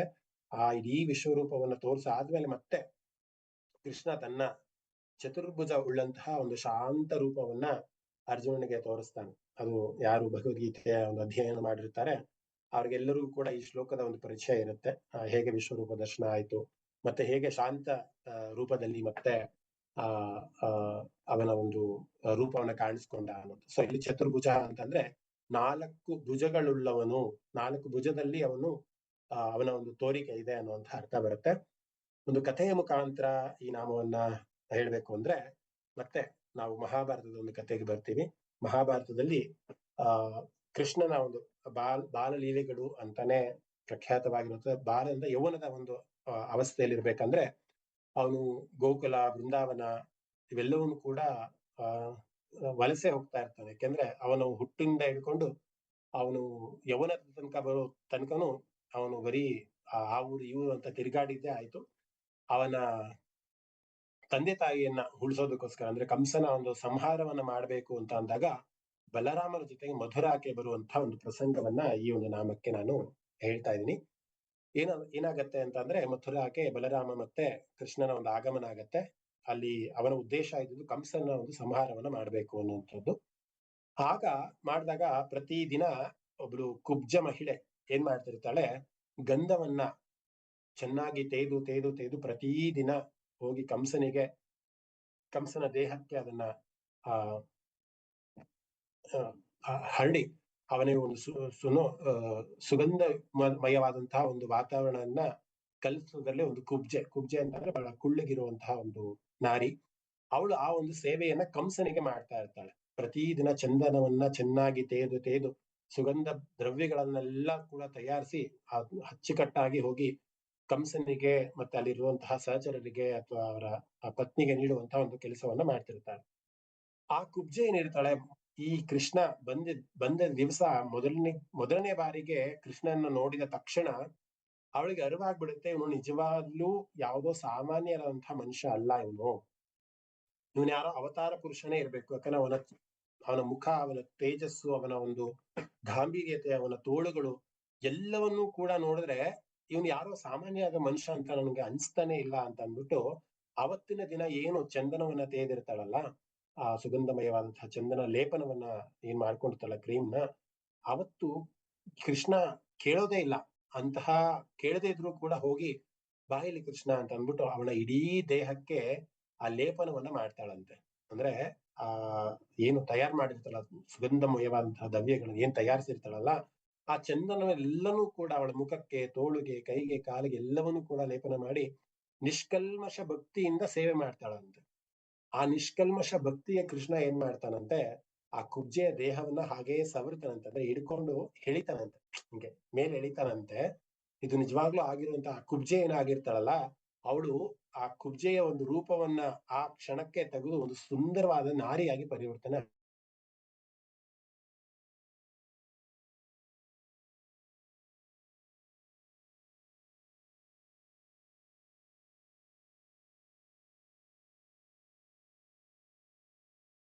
ರೂಪದ ದರ್ಶನವನ್ನ ಕೃಷ್ಣ ಕೊಡ್ತಾನಂತೆ ಆಕೆಗೆ ಆ ಕ್ಷಣದಲ್ಲಿ, ಅದೇ ಕ್ಷಣದಲ್ಲಿ ಕೂಡ.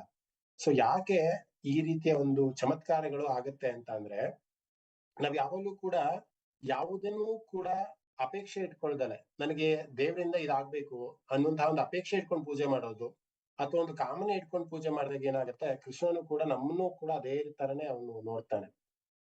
ಇಲ್ಲಿ ಈ ಕುಬ್ಜೆ ಆದವಳು ಏನು ಸ್ವಲ್ಪನೂ ಕೂಡ ಅಭಿಲಾಷೆಗಳು ಅಥವಾ ಏನೋ ಎಕ್ಸ್ಪೆಕ್ಟೇಷನ್ ಇಲ್ದಲೆ ನೀನ್ ಹೇಗೆ ಆ ಚಂದನವನ್ನ ಲೇಪನವನ್ನ ಮಾಡಿ ಸೇವೆಯನ್ನ ಹೇಗ್ ಮಾಡಿದ್ಲೋ, ಅದಕ್ಕೆ ಅನುಗ್ರಹದ ರೂಪದಲ್ಲಾಗಿ ಅವನಿಗೆ ಚತುರ್ಭುಜನ ದರ್ಶನ ಆಗ್ತಿತ್ತು ಅವಳಿಗೆ. ಅವನೇ ಪುರುಷೋತ್ತಮ, ಅವನೇ ಶ್ರೀಮನ್ ನಾರಾಯಣ ಅನ್ನುವಂತಹ ಒಂದು ಇದು ಅವಳಿಗೆ ಬಂತು. ಅವಳು ಹೇಳ್ತಾಳಂತೆ, ಆ ಪುಸ್ತಕವನ್ನ ಓದಿದ್ರೆ ಬಹಳ ಚೆನ್ನಾಗಿದೆ. ಸ್ವಾಮಿ, ನಿನ್ನಂತಹ ದರ್ಶನವನ್ನ, ಚತುರ್ಭುಜ ದರ್ಶನವನ್ನ ನನಗೆ ದಯಪಾಲಿಸಿದ್ರು. ನಾನೇನು ಮಾಡಿಲ್ಲ, ಬರೀ ಒಂದೇ ಒಂದು ದಿನ ನಿನಗೆ ಚಂದನದ ಒಂದು ಲೇಪನವನ್ನ ಮಾಡಿದೆ. ವರ್ಷಾನುಗಟ್ಲೆ ಕಾಲದಿಂದ ನಾನು ಕಂಸನಿಗೆ ಇದೇ ಕೆಲಸವನ್ನ ಮಾಡ್ಕೊಂಡ್ ಬಂದಿದ್ದೀನಿ, ಆದ್ರೆ ನನಗೆ ಯಾವುದೇ ರೀತಿಯ ಒಂದು ಪ್ರಯೋಜನ ಆಗ್ಲಿಲ್ಲ. ಒಂದೇ ಒಂದು ದಿನ ನಾನು ನಿಷ್ಕಾಮ ಯಾವುದೇ ರೀತಿಯ ಒಂದು ಎಕ್ಸ್ಪೆಕ್ಟೇಷನ್ ಇಲ್ದಾನೆ ನಿನಗೆ ಚಂದನವನ್ನ ಲೇಪನ ಮಾಡಿದಕ್ಕೆ ನಿನ್ಗೆ ಚತುರ್ಭುಜದ ದರ್ಶನವನ್ನ ನೀಡಿದಲ್ಪ ಅಂತ ಅವಳು ಮುಕ್ತಿಗೆ ಪಾತ್ರರಾಗ್ತಾಳೆ ಅನ್ನೋದಕ್ಕೆ ಈ ಕತೆ ಸಾಕ್ಷಿ ಆಗತ್ತೆ. ಚತುರ್ಭುಜ ಅನ್ನುವಂಥದ್ದು 4 ಭುಜಗಳನ್ನ ಹೊಂದಿರೋ ಅಂತವನು ಅನ್ನುವಂತಹ ಅರ್ಥದಲ್ಲಿ ಈ ನಾಮ ಇದೆ. ಇನ್ನ ಮುಂದಿನ ಶ್ಲೋಕಕ್ಕೆ ಹೋಗೋಣ. 16ನೇ ಶ್ಲೋಕ ಈ ರೀತಿ ಇರುತ್ತೆ. ಭ್ರಾಜಿಷ್ಣುರ್ಭೋಜನಂ ಭೋಕ್ತಾ ಸಹಿಷ್ಣುರ್ಜಗದಾದಿಜಃ ಅನಘೋ ವಿಜಯೋ ಜೇತ ವಿಶ್ವಯೋನಿಃ ಪುನರ್ವಸುಃ. ಸೊ 10 ನಾಮಗಳನ್ನ ನಾವು ಈ ಒಂದು ಇದರಲ್ಲಿ ನೋಡ್ಬೋದು ಅಂತ ಅರ್ಥೈಸ್ಕೊಂಡ್ವಿ. ಭ್ರಾಜಿಷ್ಣು ಭೋಜನಂ ಭೋಕ್ತ ಸಹಿಷ್ಣು ಜಗದಾದಿಜಃ ಅನಘಃ ವಿಜಯಃ ಜೇತ ವಿಶ್ವಯೋನಿಃ ಮತ್ತೆ ಪುನರ್ವಸು ಅನ್ನುವಂಥ 10 ನಾಮಗಳು ಈ ಒಂದು ಶ್ಲೋಕದಲ್ಲಿ ಬರುತ್ತೆ. ಇದು ಮೊದಲನೇ ನಾಮ ಭ್ರಾಜಿಷ್ಣು ಅನ್ನುವಂಥದ್ದು ಮೊದಲನೇ ನಾಮ. ಏನು ಭ್ರಾಜಿಷ್ಣು ಅಂತ, ಯಾಕೆ ವಿಷ್ಣುವಿನ ಆ ರೀತಿ ಕರೆಯೋದು? ಪ್ರಕಾಶಮಾನವಾಗಿದ್ದಾನೆ ಅವನು.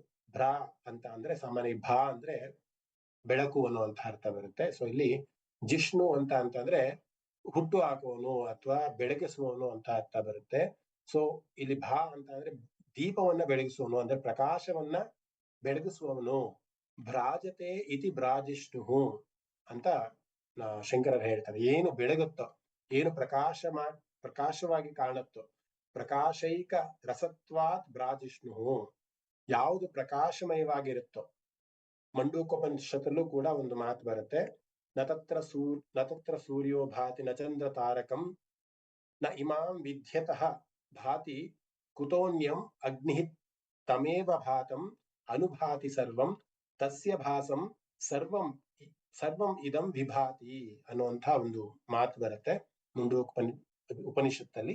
ಅದರ ಅರ್ಥ ಇಷ್ಟೇ, ಸೂರ್ಯನಾಗಿರ್ಬಹುದು, ಚಂದ್ರನಾಗಿರ್ಬಹುದು, ನಕ್ಷತ್ರ ಆಗಿರ್ಬಹುದು, ಬೆಂಕಿ ಆಗಿರ್ಬಹುದು, ಮಿಂಚಾಗಿರ್ಬಹುದು, ಎಲ್ಲವನ್ನೂ ಕೂಡ ಆ ಸೂರ್ಯನಿಗೂ ಕೂಡ ತನ್ನದೇ ಆದಂತಹ ಒಂದು ಬೆಳಕನ್ನ ನೀಡುವಂತಹ ಶಕ್ತಿ ಇರಲ್ಲ ಅಂತ. ಚಂದ್ರನಿಗೂ ಕೂಡ ಅವನದೇ ಆದಂತಹ ಕಾಂತಿಯನ್ನ, ತಂಪನ್ನ ಕೊಡುವಂತಹ ಶಕ್ತಿ ಅವನಿಗೆ ಇರೋದಿಲ್ಲ ಅಂತ. ಆ ಶಕ್ತಿಯನ್ನ ದಯಪಾಲಿಸಿದವನು ಯಾರು ಅಂತ ಅಂದ್ರೆ ಈ ವಿಷ್ಣು ತತ್ವ ಅಂತ ಏನ್ ನಾವು ಹೇಳ್ತೀವಿ, ಅಥವಾ ವಿಷ್ಣುವಿನಲ್ಲಿರುವಂತಹ ಒಂದು ಶಕ್ತಿ ಅಂತ ಏನಿದೆ, ಆ ಶಕ್ತಿ ಸೂರ್ಯನಿಗಾಗಿರ್ಬೋದು, ಚಂದ್ರನಿಗಾಗಿರ್ಬೋದು, ಅಥವಾ ಬೆಂಕಿಯಲ್ಲಿರುವಂತಹ ಶಾಖಕ್ಕಾಗಿರ್ಬೋದು, ಅಥವಾ ಬೆಳಕಿಗಾಗಿರ್ಬೋದು ಕೊಡೋದಕ್ಕೆ ಸಾಧ್ಯ ಆಗತ್ತೆ ಅಂತ. ಅದಕ್ಕೋಸ್ಕರ ಆ ಈ ಸೃಷ್ಟಿಯಲ್ಲಿ ಇರುವಂತಹ ಎಲ್ಲಾ ಜೀವಿಗಳು, ಜಡತ್ವ ಆಗಿರ್ಬೋದು, ಚೇತನ ಎಲ್ಲಕ್ಕೂ ಕೂಡ ಒಂದು ಚೇತನಮಯವಾದಂತಹ ಒಂದು ಶಕ್ತಿ ಏನಾದ್ರೂ ಇದೆ ಅಂತ ಅಂದ್ರೆ ಅದು ಸೂರ್ಯ, ಚಂದ್ರ, ನಕ್ಷತ್ರ, ಬೆಳಕು, ಬೇರೆ ಯಾವುದೇ ಒಂದು ವಸ್ತು ಕ್ರಿಯೆ ಎಲ್ಲವೂ ಕೂಡ ಅವನ ಒಂದು ಚೇತನ ಶಕ್ತಿ ಆ ಒಂದು ಜಡತ್ವದಲ್ಲಿ ಸೇರೋದಕ್ಕೋಸ್ಕರನೇ ಅದೆಲ್ಲವೂ ಕೂಡ ಬೆಳಗ್ತಾ ಇದೆ. ಇವತ್ತು ಸೂರ್ಯ ಬೆಳಗ್ತಾ ಇದ್ದಾನೆ, ಸೂರ್ಯ ಬೆಳಕು ಕೊಡ್ತಾ ಇದ್ದಾನೆ ಅಂದ್ರೆ ಅದು ಒಂದರ ಮಟ್ಟಿಗೆ ನಿಜ, ಆದ್ರೆ ಇನ್ನೊಂದರ ಮಟ್ಟಿಗೆ ಆ ಸೂರ್ಯನಿಗೆ ಶಕ್ತಿ ಯಾರು ಕೊಡ್ತಾ ಇದ್ದಾರೆ ಅನ್ನೋದೇ ಆದ್ರೆ ಅದು ನಮ್ಮ ಶ್ರೀಮನ್ನಾರಾಯಣ ಅಂತ. ಅದಕ್ಕೋಸ್ಕರ ಅವ್ರಿಗೆ ಭ್ರಾಜಿಷ್ಣು ಅಂತ ಕರೀತಾರೆ. ಎಲ್ಲಿ ಪ್ರಕಾಶವಿರುತ್ತೋ, ಎಲ್ಲೆಲ್ಲಿ ಬೆಳಕಿರುತ್ತೋ, ಎಲ್ಲೆಲ್ಲಿ ತೇಜಸ್ ಇರುತ್ತೋ, ಎಲ್ಲೆಲ್ಲಿ ಪ್ರಭೆ ಇರುತ್ತೋ ಅದೆಲ್ಲವೂ ಕೂಡ ವಿಷ್ಣುವಿನ ಅಂಶ ಇದೆ, ವಿಷ್ಣುವಿನ ಶಕ್ತಿ ಇದೆ ಅನ್ನೋದನ್ನ ಅರ್ಥೈಸ್ಕೊಬೇಕಾಗತ್ತೆ. ಸಾಮಾನ್ಯವಾಗಿ ಸೂರ್ಯನಿಗೆ ನಾವು 12 ನಾಮಗಳಲ್ಲಿ ನಾವು ಅವನ್ನ ಹೇಳ್ತೀವಿ. ಯಾರ್ಯಾರು ಸೂರ್ಯ ನಮಸ್ಕಾರ ಮಾಡ್ತಾರೋ ಅವರೆಲ್ಲರೂ ಕೂಡ ಇದು ಸಾಮಾನ್ಯವಾಗಿ ಗೊತ್ತಿರತ್ತೆ. ಓಂ ಮಿತ್ರಾಯ ನಮಃ, ಓಂ ರವೇ ನಮಃ, ಸೂರ್ಯಾಯ ನಮಃ, ಭಾನುವೇ ನಮಃ, ಖಗಾಯ ನಮಃ, ಈ ರೀತಿ 12 ಹೆಸರುಗಳಿಂದ ಭಾಸ್ಕರಾಯ ನಮಃ, ಅರ್ಕಾಯ ನಮಃ, ಮರೀಚಿಯೇ ನಮಃ ಅಂತ ಒಂದಿಷ್ಟು, ಹಿರಣ್ಯ ಗರ್ಭಾಯ ನಮಃ ಅಂತ 12 ನಾಮದಲ್ಲಿ ಸೂರ್ಯನನ್ನ ನಮಸ್ಕಾರ ಮಾಡ್ತಾರೆ. ಯಾಕೆಂದ್ರೆ ಅಲ್ಲಿ ಸೂರ್ಯನನ್ನ ವಿವರಣೆ ಮಾಡ್ತಾ ಇರೋದು, ಸೂರ್ಯನ ಅಂಶಗಳನ್ನ ಎತ್ತಿ ಹೇಳ್ತಾ ಇರುವಂಥದ್ದು. ಆದ್ರೆ ಅದೇ ಸೂರ್ಯನಿಗೆ ಹೇಗೆ ಬಂತು ಪ್ರಭೆ, ಹೇಗೆ ಅವನ ಒಂದು ಇದಾಯ್ತು, ನಾನು ಆದಿತ್ಯ ಹೃದಯಂ ಪಾಠ ಮಾಡಿದಾಗ ಅಥವಾ ನಿಮ್ಗೆಲ್ಲವೂ ಹೇಳ್ಕೊಟ್ಟಾಗ ಸೂರ್ಯನ ಒಂದು ಕಥೆಯನ್ನ ಹೇಳಿದ್ದೆ. ಪ್ರಾಬ್ಲಿ ಈ ಒಂದು ನಾಮಕ್ಕೆ ಅದೇ ಕಥೆನೇ ಸಾಕ್ಷಿ ಆಗತ್ತೆ ಅಂತ ಅನ್ಸುತ್ತೆ. ಹೇಗೆ ಸೂರ್ಯನ ಹುಟ್ಟಾಯ್ತು, ಹೇಗೆ ಸೂರ್ಯನ ಒಂದು ಜನನ ಆಯ್ತು, ಅವನ ಒಂದು ಕಾರ್ಯನಿಷ್ಠೆಯನ್ನ ಹೇಗೆ ಅವರ ತಂದೆ ತಾಯಿ ಅದಿತಿ ಮತ್ತೆ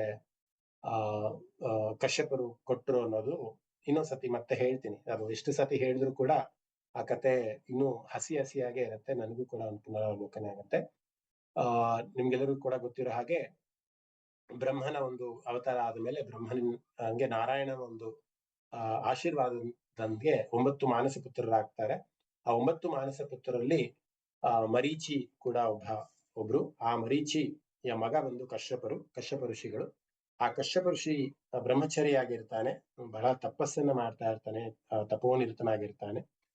ಈ ದಕ್ಷ ಪ್ರಜಾಪತಿಗೆ 60 ಜನ ಮಕ್ಕಳಿರ್ತಾರೆ. ಆ 60 ಜನ ಮಕ್ಕಳಲ್ಲಿ 13 ಜನ ಮಕ್ಕಳನ್ನ ಕಶ್ಯಪರಿಗೆ ಕೊಟ್ಟು ಮದುವೆಯನ್ನ ಮಾಡಲಾಗತ್ತೆ. ಆ 13 ಜನ ಹೆಂಡತಿಯರಲ್ಲಿ ಅಂದ್ರೆ ದಿತಿ ಮತ್ತೆ ಅದಿತಿ ಅನ್ನುವಂಥವ್ರು ಅಗ್ರಗಣ್ಯರು ಅಥವಾ ದೊಡ್ಡವರು ಅಂತಾನೆ ಹೇಳ್ಬೋದು. ಅಂದ್ರೆ ತಮ್ಮ ಒಂದು ಶಕ್ತಿಯಲ್ಲಿ ಬಹಳ ಹಿರಿಯರು ಅಂತ ಹೇಳ್ಬೋದು ದಿತಿ ಮತ್ತೆ ಅದಿತಿ ಅನ್ನುವಂಥವ್ರು. ದಿತಿ ಬಂದು ದೈತ್ಯರ ಒಂದು ಜನನಕ್ಕೆ ಕಾರಣ ಆಗ್ತಾರೆ. ಸಾಮಾನ್ಯವಾಗಿ ಇದೆಲ್ಲರೂ ಕೂಡ ಗೊತ್ತಿರಬೇಕಾದಂತಹ ವಿಚಾರ. ಸಾಮಾನ್ಯವಾಗಿ ದೇವಸ್ಥಾನಗಳಿಗೆ ಹೋದಾಗ ನಿಮ್ಗೆ ಅರ್ಚನೆಯನ್ನ ಮಾಡ್ಬೇಕಾದ್ರೆ ನಿಮ್ಮ ಗೋತ್ರವನ್ನ ಕೇಳ್ತಾರೆ. ಸಾಮಾನ್ಯವಾಗಿ ನಿಮ್ಮದೇ ಆದಂತಹ ಗೋತ್ರ ಅಂದೆಲ್ಲರೂ ಕೂಡ ಗೊತ್ತಿರುತ್ತೆ. ಯಾವ ವಂಶದಿಂದ ನೀವು ಸಂಜಾತರಾಗಿದ್ದೀರಾ, ಯಾವ ವಂಶದಲ್ಲಿ ನೀವು ಹುಟ್ಟಿದ್ದೀರಾ ಅಂತ. ಅವರು ವಿಷ್ಣು ಗೋತ್ರ ಅಂತಾರೆ, ಅವರು ಶಿವಗೋತ್ರ ಅಂತಾರೆ, ಇನ್ನೊಬ್ರು ಕಶ್ಯಪ ಗೋತ್ರ ಅಂತಾರೆ. ಸೊ ಹಾಗೆ ನನ್ನ ಪ್ರಕಾರ ಹೇಳೋದೇ ಆದ್ರೆ ಎಲ್ಲರೂ ಕೂಡ ಕಶ್ಯಪ ಗೋತ್ರ ಅಂತಾನೆ ಹೇಳ್ಬೇಕು ಅಂತ. ಯಾಕೆಂದ್ರೆ ಈ 13 ಜನ ಯಾರು ಕಶ್ಯಪರ ಮದುವೆ ಆದ್ರಲ್ಲ, ಒಬ್ಬೊಬ್ಬರಲ್ಲೂ ಕೂಡ ಒಂದೊಂದು ಅಂಶಗಳು ಹುಟ್ಟಿದೆ ಅಂತ. ಈಗ ನಾವು ದ್ವಿತೀಯಿಂದ ತಗೊಂಡಾಗ ಎಲ್ಲರೂ ಕೂಡ ದೈತ್ಯರು ಹುಟ್ಟುಕೊಂಡ್ರು. ಈಗ ಅದಿತಿಯಿಂದ ತಗೊಂಡಾಗ ಎಲ್ಲರೂ ಕೂಡ ದೇವತೆಗಳು ಹುಟ್ಕೊಂಡ್ರು. ಹಾಗೆ ವಿನುತಾ ಅಂತ ಒಂದು ಹೆಂಡತಿ, ಆ ವಿನುತಾ ಅಂತ ತಗೊಂಡಾಗ ಅಲ್ಲಿ ಪಕ್ಷಿಗಳು, ಪ್ರಾಣಿಗಳು ಜನನವನ್ನ ತಾಳಿದ್ರು. ಹಾಗೆ ಇನ್ನಿಷ್ಟು ಹೆಸರುಗಳಿದೆ. ಅದನ್ನ ಒಂದು ಕಡೆ ನಾನು ಎಲ್ಲೋ ಲಿಸ್ಟ್ ಮಾಡ್ಕೊಂಡಿಲ್ಲ.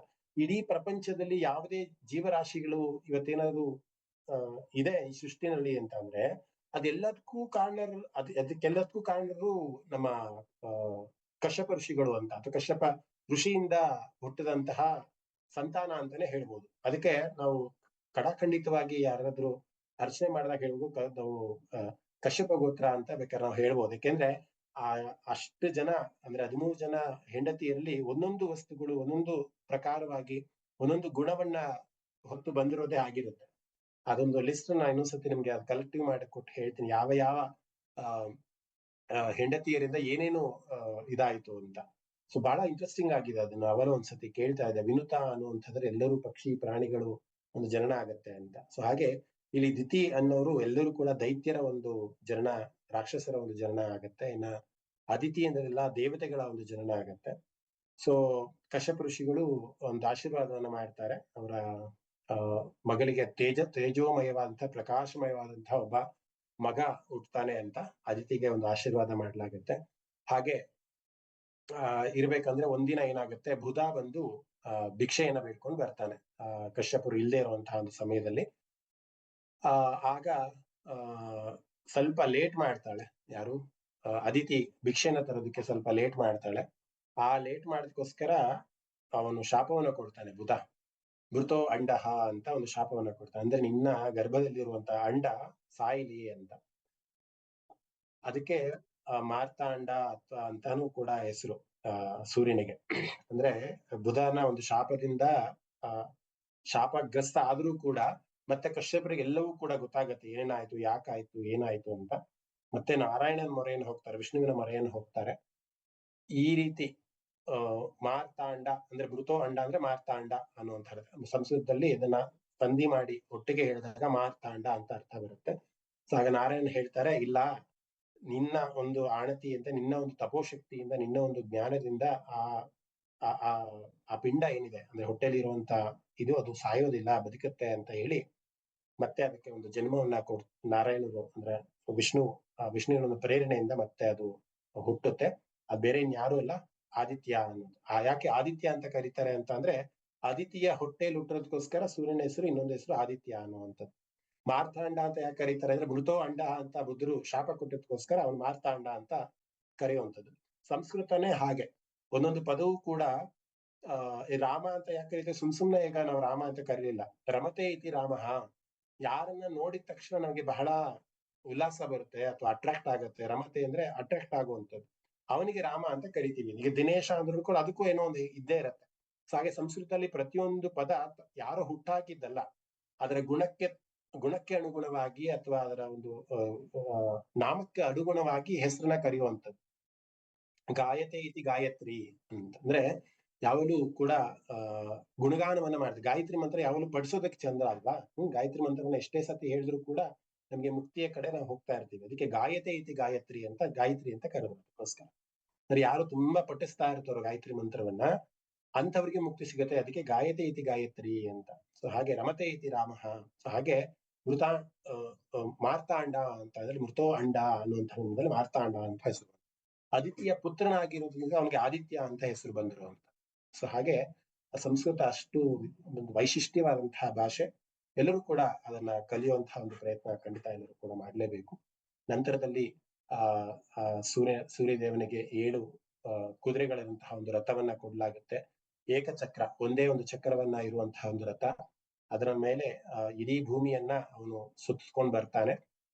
ಆ ಒಂದು ದಿನ ಏನು ಅವನ ಪಥವನ್ನ ಚೇಂಜ್ ಮಾಡ್ತಾನಲ್ಲ, ಅದಕ್ಕೆ ನಾವು ರಥಸಪ್ತಮಿ ಅಂತಾನೂ ಕೂಡ ಕರಿತೀವಿ. ಮತ್ತೆ ಸೂರ್ಯದೇವ ಶಿಲ್ಪಿ ಅನ್ಸತ್ತೆ, ಶಿಲ್ಪಿ ವಿಶ್ವಕರ್ಮನ ಮಗಳಂತಹ ಸನ್ಯನ್ನ ಮದುವೆ ಆಗ್ತಾಳೆ. ಅವರಿಗೆ 3 ಜನ ಮಕ್ಕಳಾಗ್ತಾರೆ. ಯಮ, ಯಮುನೆ ಮತ್ತೆ ವೈವಸ್ವತ ಅನ್ನುವಂತಹ 3 ಜನ ಮಕ್ಕಳಾಗ್ತಾರೆ.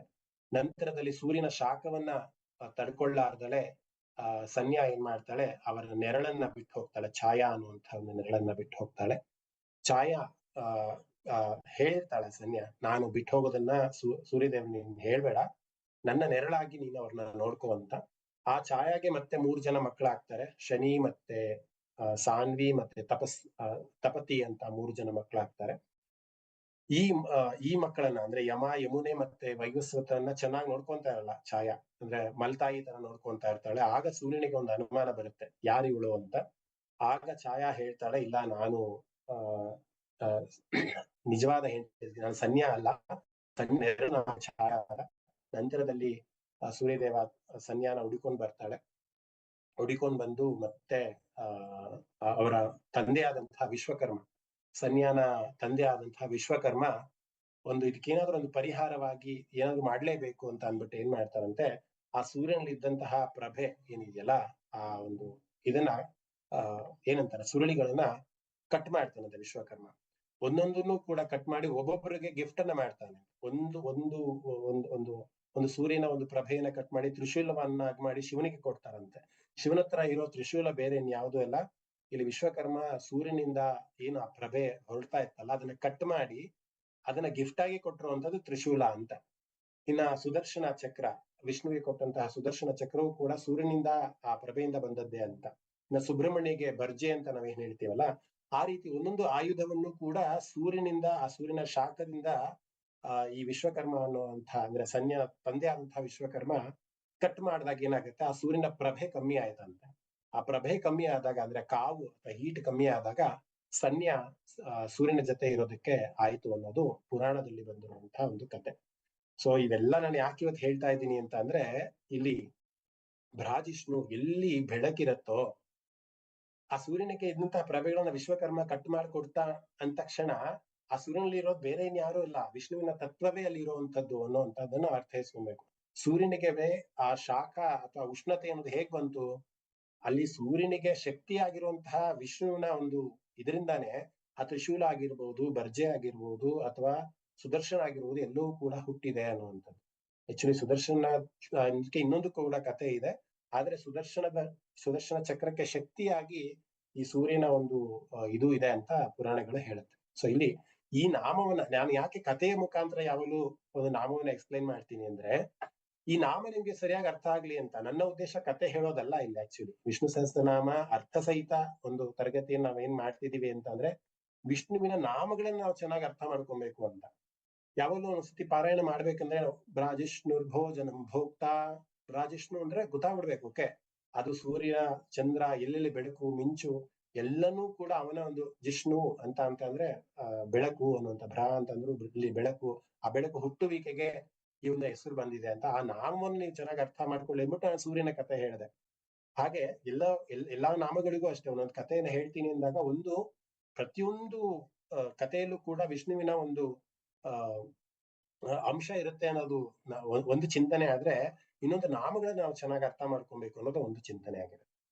ಹಾಗೆ ಮುಂದಿನ ನಾಮಕ್ಕೆ ಹೋಗೋದಾದ್ರೆ ಭೋಜನಂ ಅನ್ನುವಂಥದ್ದು ಒಂದು ನಾಮ. ಯಾರಪ್ಪ ಹೆಸರುಗಳನ್ನ ನಾವು ಈ ರೀತಿ ಇಟ್ಕೊಂತಾರ? ರಾಮ, ಕೃಷ್ಣ, ಸುರೇಶ, ದಿನೇಶ, ರಮೇಶ ಇವೆಲ್ಲ ಓಕೆ. ಇಲ್ಲಿ ಭೋಜನಂ ಅಂತ ವಿಷ್ಣುಗೆ ಯಾಕೆ ಕರೀತಾರೆ? ಭ್ರಾಜಿಷ್ಣು ಅಂತ ಯಾಕೆ ಕರೀತಾರೆ? ಅದು ಯಾಕೆ ಕರೀತಾರೆ ಅಂದ್ರೆ, ಆ ಗುಣ ವೈಶಿಷ್ಟ್ಯತೆ ಆ ರೀತಿ ಇದೆ. ಅಂದ್ರೆ ಅವನ ಗುಣಗಾನವನ್ನ ಪದಗಳ ಒಂದು ಜೋಡಣೆಯಲ್ಲಿ ಈ ರೀತಿನೂ ಹೇಳ್ಬಹುದು ಅಂತ ಹೇಳೋದಕ್ಕೆ ಈ ರೀತಿ ವಿಭಿನ್ನವಾದಂತಹ ಸಹಸ್ರನಾಮ ಇಲ್ಲಿ ನಮ್ಗೆ ಸಿಗ್ತಾ ಇರುತ್ತೆ. ಅದ್ ಹೇಳಿದ್ನಲ್ಲ ಅವತ್ತು ವಿಷ್ಣು ಸಹಸ್ರನಾಮ ಸ್ಟಾರ್ಟ್ ಆದ ಮೊದಲನೇ ಕ್ಲಾಸ್ ಅಲ್ಲಿ ಈ ಮಾತನ್ನ ಹೇಳಿದ್ದೆ ನಾನು. ಭೀಷ್ಮರಿಗೆ ಏನನ್ನೂ ಕೂಡ ಉಚ್ಚಾರಣೆ ಮಾಡುವಂತ ಶಕ್ತಿ ಅವ್ರಲ್ಲಿ ಇರ್ಲೇ ಇರ್ಲಿಲ್ಲ ಅಂತೆ. ಧರ್ಮ ಬೋಧನೆಯನ್ನು ಮಾಡಿ ನಿಂತಿದ್ದ ಎಲ್ಲಾ ಜ್ಞಾನವನ್ನು ನನಗೆ ಕೊಡಪ್ಪ ಅಂತ ಯುಧಿಷ್ಠಿರ ಬಂದು ನಿಂತ್ಕೊಂಡಾಗ, ನನ್ನ ಧರ್ಮ ನಿನಗೆ ಎಲ್ಲಾ ಹೇಳ್ಬೇಕಾದ್ರೆ ನಿನ್ ಮುಂದಿನ ರಾಜ ಆಗಿರೋನು ಅಂತ, ಹಸ್ತಿನಾಪುರವನ್ನ ನೀನು ಜವಾಬ್ದಾರಿಯುತವಾಗಿ ನಡೆಸೋಂತವನು, ಧರ್ಮವನ್ನ ಉಪದೇಶ ಮಾಡ್ಬೇಕಾಗಿರೋದು ನನ್ನ ಧರ್ಮ ಅಂತ ಅನ್ಕೊಂಡು ಭೀಷ್ಮರಿಗೆ ಶಕ್ತಿ ಇಲ್ಲ ಅಂದ್ರೂ ಕೂಡ ಇಡೀ ಧರ್ಮ ಸೂಕ್ಷ್ಮವನ್ನ ಚಾಚು ತಪ್ಪದಲ್ಲಿ ಏನೇನು ಹಿಗ್ಬೇಕೋ ಹಾಗೆ ಎಲ್ಲವನ್ನು ಹೇಳಿ ಮುಗಿಸ್ತಾರೆ. ಅದ್ ಹೇಳಿ ಮುಗಿಸಿದ ಮೇಲೆ ಮತ್ತೆ 4 ಪ್ರಶ್ನೆಗಳನ್ನ ಮಾಡ್ತಾನೆ ಯುಧಿಷ್ಠಿರ. 6 ಪ್ರಶ್ನೆಗಳನ್ನ ಮಾಡ್ತಾನೆ. ಯಾವ ಧರ್ಮ ತುಂಬಾ ಒಳ್ಳೇದು? ಯಾರನ್ನ ನಾನು ಜಪಿಸಿದ್ರೆ, ಸ್ತುತಿ ಮಾಡಿದ್ರೆ ನನಗೆ ಮುಕ್ತಿ ಸಿಗತ್ತೆ? ಗೊತ್ತಲ್ವಾ, ಪೀಠಿಕಾ ಶ್ಲೋಕದಲ್ಲಿ ಬರುತ್ತೆ. ಯಾರನ್ನ ನಾನು ಜಪಿಸಿದ್ರೆ, ಯಾರನ್ನ ಸ್ತುತಿ ಮಾಡಿದ್ರೆ, ಯಾರನ್ನ ಅರ್ಚನೆ ಮಾಡಿದ್ರೆ ನನಗೆ ಮುಕ್ತಿ ಸಿಗತ್ತೆ ಅಂತ, ಈ ಧರ್ಮವನ್ನ ನಾನು ಪಾಲಿಸ್ಕೊಂಡು ಹೋಗಕ್ಕಾಗತ್ತೆ ಅಂದಾಗ, ಆಗ ಅವ್ರು ಹೇಳ್ತಾರೆ, ಇಲ್ಲಪ್ಪ ನನ್ ಇರುವಂತಹ ಧರ್ಮ ಸೂಕ್ಷ್ಮಗಳೆಲ್ಲ ಹೇಳೋದಷ್ಟೇ ನನ್ ಧರ್ಮ ಆಗಿದೆ. ಇದನ್ನೆಲ್ಲ ನಂಗೆ ಹೇಳೋದಕ್ಕೆ ಇಷ್ಟನೇ, ಆದ್ರೆ ನನ್ನಲ್ಲಿ ಶಕ್ತಿ ಇಲ್ವಲ್ಲ, ಏನಪ್ಪಾ ಮಾಡೋದು ಅಂತ ಹೇಳ್ತಾನಂತೆ. ಆಗ ಕೃಷ್ಣ ಪರಮಾತ್ಮರು ಹೇಳ್ತಾರಂತೆ, ನೀನ್ ಹೇಳ್ಬೇಡಪ್ಪ ಭೀಷ್ಮ, ನಿನ್ನ ನಾಲಿಗೆ ಮೇಲೆ ಕೂತ್ಕೊಂಡು ನಾನ್ ಹೇಳ್ತೀನಿ. ಈ ವಿಷ್ಣು ಸಹಸ್ರನಾಮವನ್ನ ಭೀಷ್ಮರೇ ಹೇಳಿದ್ದೆ ಆದ್ರೂ ಕೂಡ ಭೀಷ್ಮರಿಗೆ ಆ ಪ್ರಚೋದನೆಯನ್ನ ಮಾಡಿದಂತವ್ರು ಅಥವಾ ಭೀಷ್ಮರ ನಾಲಿಗೆ ಮೇಲೆ ಕೂತು ಹೇಳಿದವ್ರು ಬೇರೆ ಇನ್ಯಾರಲ್ಲ, ಅದು ನಮ್ಮ ಶ್ರೀಮನ್ನಾರಾಯಣನ ಅಥವಾ ಕೃಷ್ಣನೇ. ಅವ್ರು ಹೇಳ್ತಾರೆ, ನಿನ್ನ ನಾಲಿಗೆ ಮೇಲೆ ಕೂತು ನಾನು ವಿಷ್ಣು ಸಹಸ್ರನಾಮವನ್ನ ಈ ಸಹಸ್ರನಾಮಗಳನ್ನ ಹೇಳ್ತೀನಿ, ನೀನ್ ಹೇಳು ಅಂತ. ಹಾಗೆ ಚೇತನ ಶಕ್ತಿಯಾಗಿ ಭೀಷ್ಮರ ನಾಲಿಗೆ ಮೇಲೆ ಬಂದಂತಹ ನಾಮ ವಿಷ್ಣು ಸಹಸ್ರನಾಮ ಅಂತ. ಇವತ್ತೆಲ್ಲ ಒಳಗಡೆ ಒಂದು ವರ್ಷಗಳ ಕಾಲ ಆಯ್ತು ಅನ್ಸತ್ತೆ ಈ ಒಂದು ಸತ್ಸಂಗವೆಲ್ಲವೂ ನಾವು ಶುರು ಮಾಡಿ.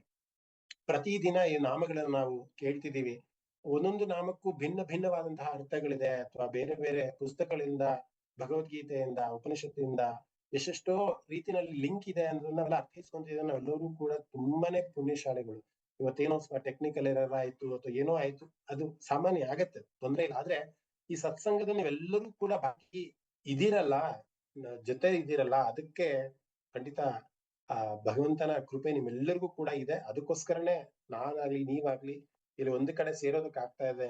ಇಲ್ಲಾಂದ್ರೆ ಇವೆಲ್ಲ ಕಲಿಯೋದಕ್ಕೆ ನಮ್ಗೆ ಖಂಡಿತ ಆಗ್ತಾ ಇರ್ಲಿಲ್ಲ.